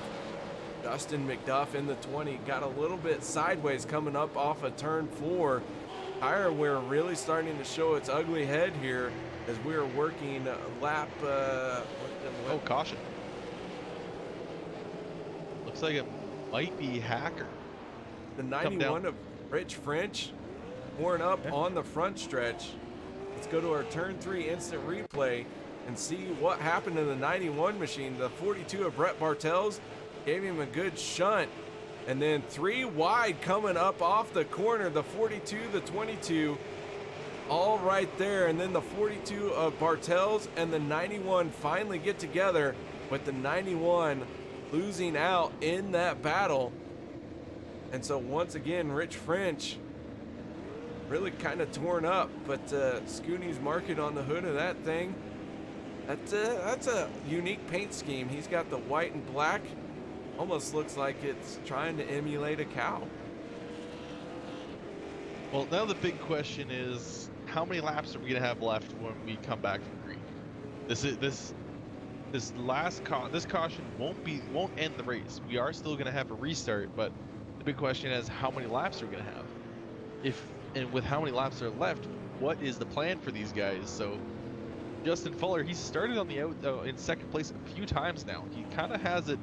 Seems like he almost has it down. He's been getting some great starts, been able to get himself immediately down to that bottom, and I'm sure 39 of Bill Martin, he's going to want to also have a good jump and kind of be able to close off that 51 machine and keep him to the high side so that he can take that second position. So, but at the same time, what kind of mind games will maybe Macaulay play on this restart? I mean, you can't delay the start all that much because that green flag comes out almost immediately after the pace car goes away. So he's kind of handcuffed here with jumping almost immediately after that pace car goes. Yeah, he definitely has the advantage, I'd say. But yeah, there's a short window of time for him to go. But if he's ever going to have the best restart he ever had, this will be the one, I would imagine. A couple guys I want to point out real quick coming through the field. The 81 of Jimmy McIntyre, he's up 10 spots, 24th to 14th. So definitely a shout out to him. He's done a great job coming through the field. We talked about the 2 going from the front to the back, about all the way back up to 9th position. There's another guy here, Rex Hoyle, 26th to 17th. So he started at the very back of the field, and he's about midway through the pack. So shout out to a couple of those guys. with the lights still on the Ford Mustang. Cody McCauley trying to formulate a plan to hold off the hard charging 51 of Justin Fuller. We are going to have a few lap shootout. I think it's maybe going to be 4 laps if we get the lights out this time. 4 laps of green flag racing. It really has now become a sprint to the finish. And Kelly, 75 laps here at Milwaukee, it is a battle for sure in these super late models. Yeah, it definitely is. And one thing I've noticed over the late model, the regular late model we've run in the past few years, is these guys are getting all sorts of out of shape coming off these corners. Especially as this race goes on and the tires wear out, is like these guys come off the corner, those cars wiggle and they squirm. So these guys are holding on to these things with all they've got. Will be interesting to see here who gets impatient, who gets a little throttle happy. Somebody gonna lose the tail end of that car coming off the corner. So there's a lot going on here for sure. This is gonna be a wild ending. All right, lights are out on the butt stain. Drivers warming up their tires, clearing off any of the marbles. We started 30 cars here tonight. We have 28 out on track. Brian Hacker and Al Smith on pit road for the moment. Al Smith suffered a lot of damage in the incident he was involved in. Does not look like he's going to be able to rejoin, but the pace car getting ready to go down and away. And the 62 of McCauley trying to win his first race of the season as a rookie. Green flag is out, and Fuller timed that one perfectly. He is going to stay door to door and charge down into turn number 1. Yeah, Fuller holding on to him as best he can. McCauley gonna get the advantage, but that's gonna allow Fuller to drop down behind him. And Fuller actually may have timed it almost too well, as he almost lost ground because he didn't have, because that gap was there for a little bit, but he was side by side with the 62, and it almost looked like that Braille Martin was going to be able to close off second place from it on that bottom side, but he does get himself back down to the bottom now, trying to find a way around that 62 machine as we're running out of laps. Hey, don't look now, but that too, Steph Marinac is in 7th. He actually 1, 2, 3, 4, 5, 6th or 7th now. He passed a couple cars. Well, a few cars go real high through 1 and 2 that first time, and he took advantage. He's almost in the top 5, KR. He almost made you look good. Steph Marinac has 2 more laps to make me look like a superstar. Counting on you, Steph. Come on, get it done. But Chris Stump in the 98 right now, holding on to 5th place. Our top 5 running nose to tail with 2 laps to go. Cody McCauley, and the caution flag is going to come out once again. That is going to be the race, and it looks like the 12 of Brian Rogers finding some trouble here at the end of the night. As we go to our turn 3 instant replay, the 13 of Guillaume Fortin up on the high side, linking out the 17 of AJ Rogers, the 68 machine of Ty Cole. Everyone heads down into turn 1. Rogers makes contact with, Brian Rogers got contacted by AJ Rogers and went for a slow, lazy spin. And this race is going to finish under yellow with Cody McCauley winning it. And I'm almost a little disappointed because I was hoping to see if Justin Fuller was going to lay the bumper to McCauley.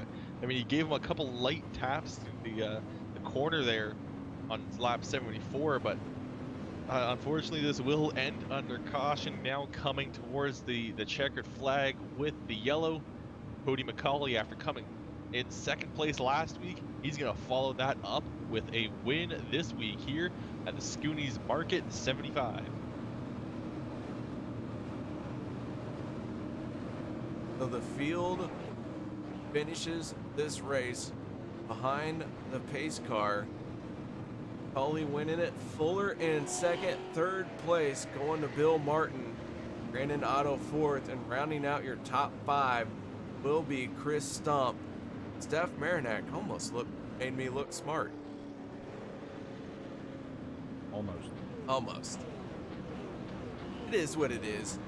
It's racing. You can't predict what's gonna happen. You gotta give me that. Ain't close. I mean, that's a I mean, that's yeoman's work there, going all the way to the back, passing all those cars with a narrowed line, with, you know, worn out tires. I mean, shout out to him. That's impressive. Cody McCauley, our race winner, picking up his first win of the season as a rookie in race number 2. And guys, we're going to step away from the mics. We're going to set up our post-race show. No one go anywhere. Be right back.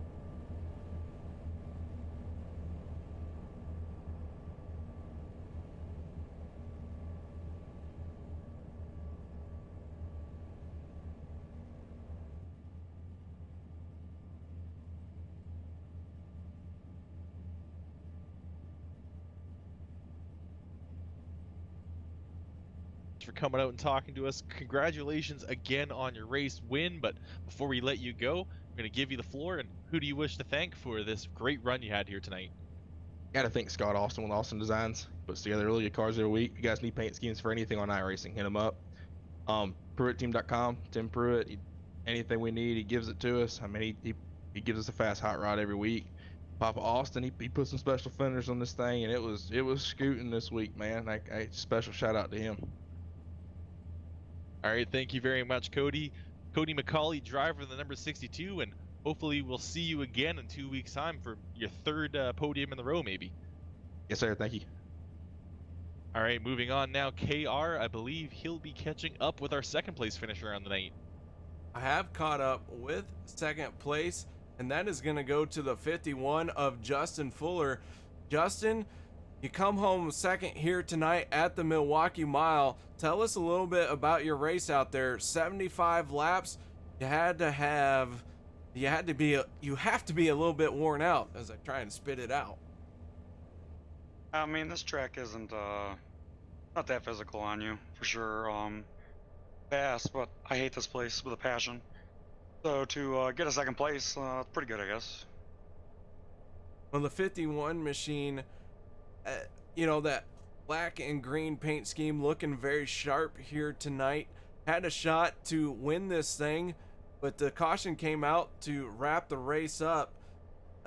We were debating whether or not you were going to try and do the bump and run. Can you tell us what your plan was to maybe try and make an attempt at winning this?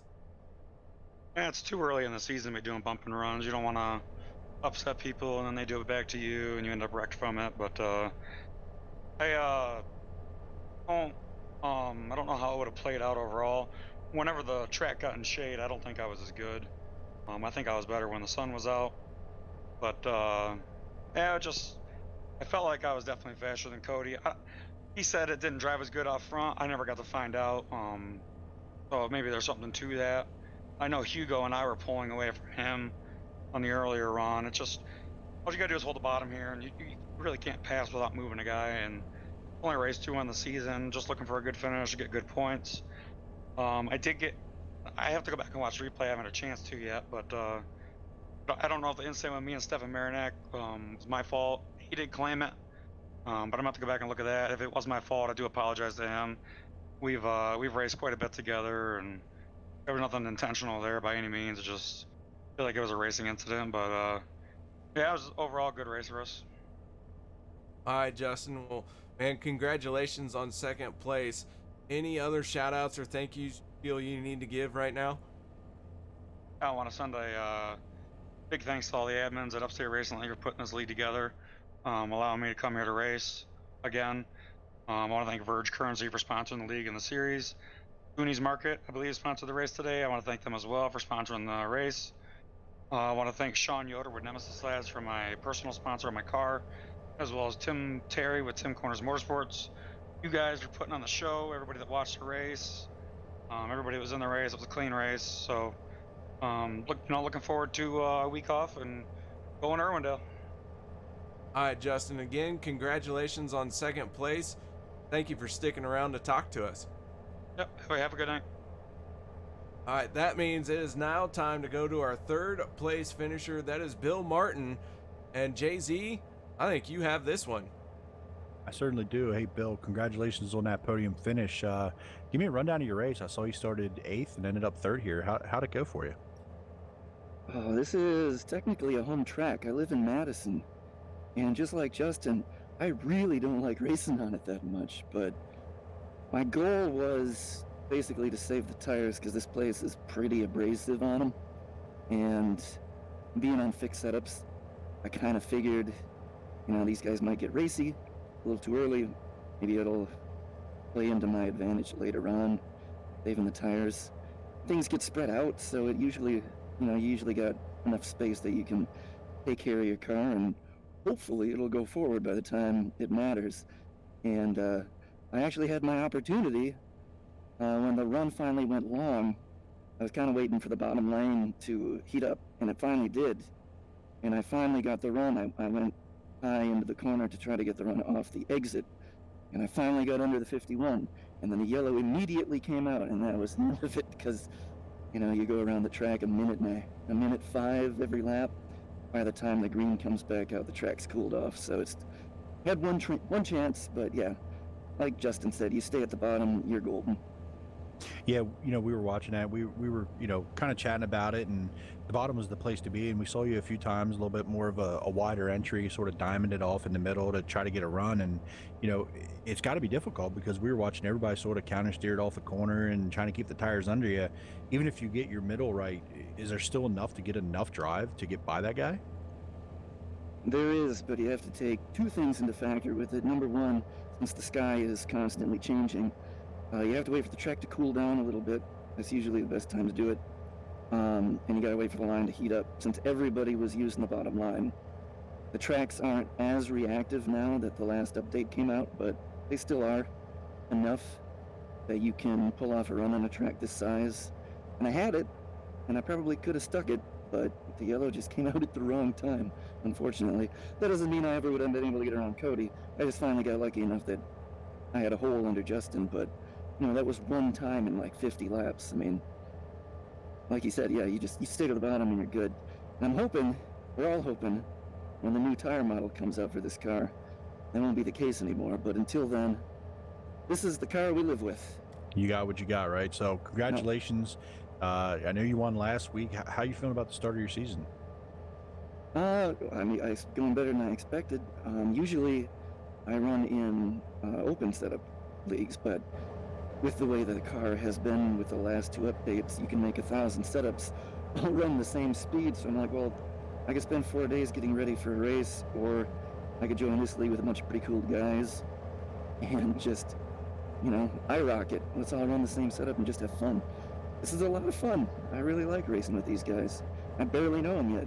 I have to look at their names, know who I'm talking about, because, this is only the second week I've seen a lot of these guys. They're great. They all do a really good job out here. It's a lot of fun. Well, I'd say that they're starting to get to know you pretty darn well after the first few weeks. So you may not know all their names, but I would venture to guess they know yours. So congratulations. Who do you have to thank for getting this 39 around the track? Oh, well, normally I'd thank my team, but we didn't make this setup. Gotta thank iRacing for this setup. It was great. It got me a 3rd place. My team, the Posse.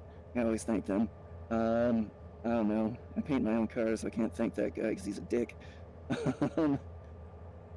Just thanks to the other drivers in the league. Everybody does a great job. All the drivers are awesome. And yeah, I don't mean any disrespect by not knowing their names. I'm gonna know them pretty quick. These guys are fast. And it's cool to race with a bunch of guys that I don't know who are just, they're great. They're all great. Really cool. Well, Bill, that's great job on the 3rd place finish. Commend you for that on the podium. We'll let you get out of here. Have a great night. You too, man. Thanks.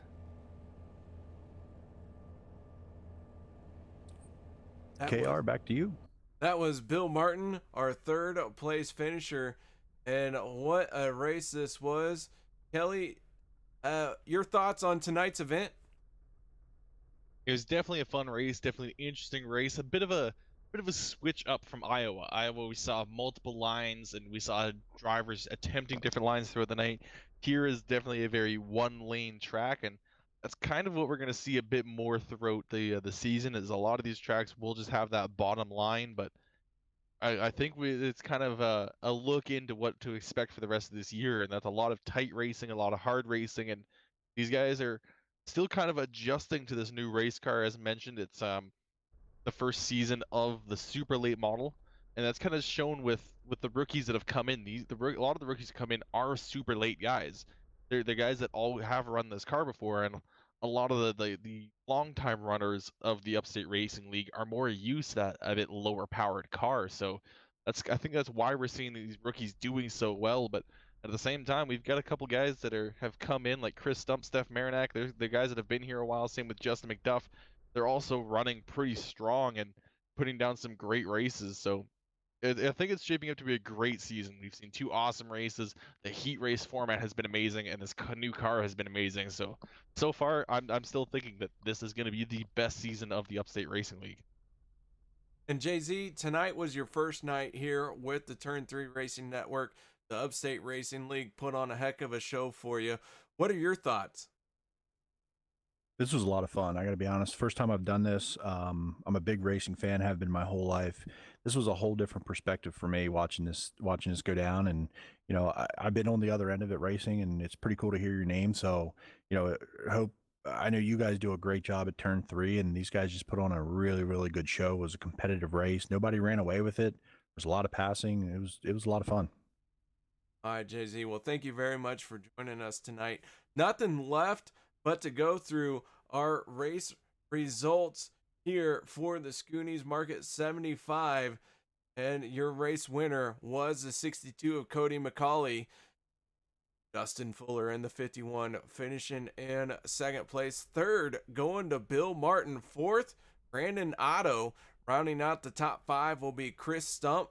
6th place going to Steph Marinac. Justin McDuff in 7th. 8th going to Dylan Canova. 9th place will be the 5 of Scott Austin. And 10th, our early race leader was Hugo Paquette. Finishing in 11th, that'll be the 75 of Mike Alexander.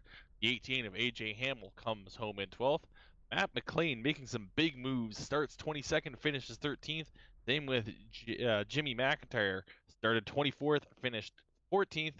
And as well, keeping up with that trend, Rex Hoyle starts 26th, finishes 15th. Bill Bessler comes home in 16th. Andy Lambert finishes 17th. Guillaume Fortin runs into some late race troubles, finishes 18th. Ty Cole comes home 19th, and rounding out the top 20, that's the 1 of Jeremy Carpenter. AJ Rogers comes home in 21st with Mike Holtzclaw in 22nd. Douglas Wysocki had an interesting day, finishing 23rd. 24th will be Jeremy Watkins. 25th, Brett Bartels. 26th, John Ouellette. After an incident on track with Al Smith. Rich French is going to come home 27th with Brian Rogers Jr. in 28th. 29th will be Brian Hacker. 29th. Yes, 29th is Brian Hacker, and 30th will be Al Smith Jr. All right, guys, that is going to wrap it up for us here at Turn 3 Racing Network. I hope you all enjoyed the racing action. Don't forget, we are off next week for Thanksgiving, but we're going to kick it off in 2 weeks for some more racing action with the Upstate Racing League, fueled by Verge. For myself, I would like to say thank you all for joining us. And Kelly and Jeremy, man, guys, wouldn't want to be anywhere else tonight.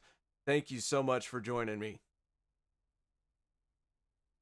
Thank you.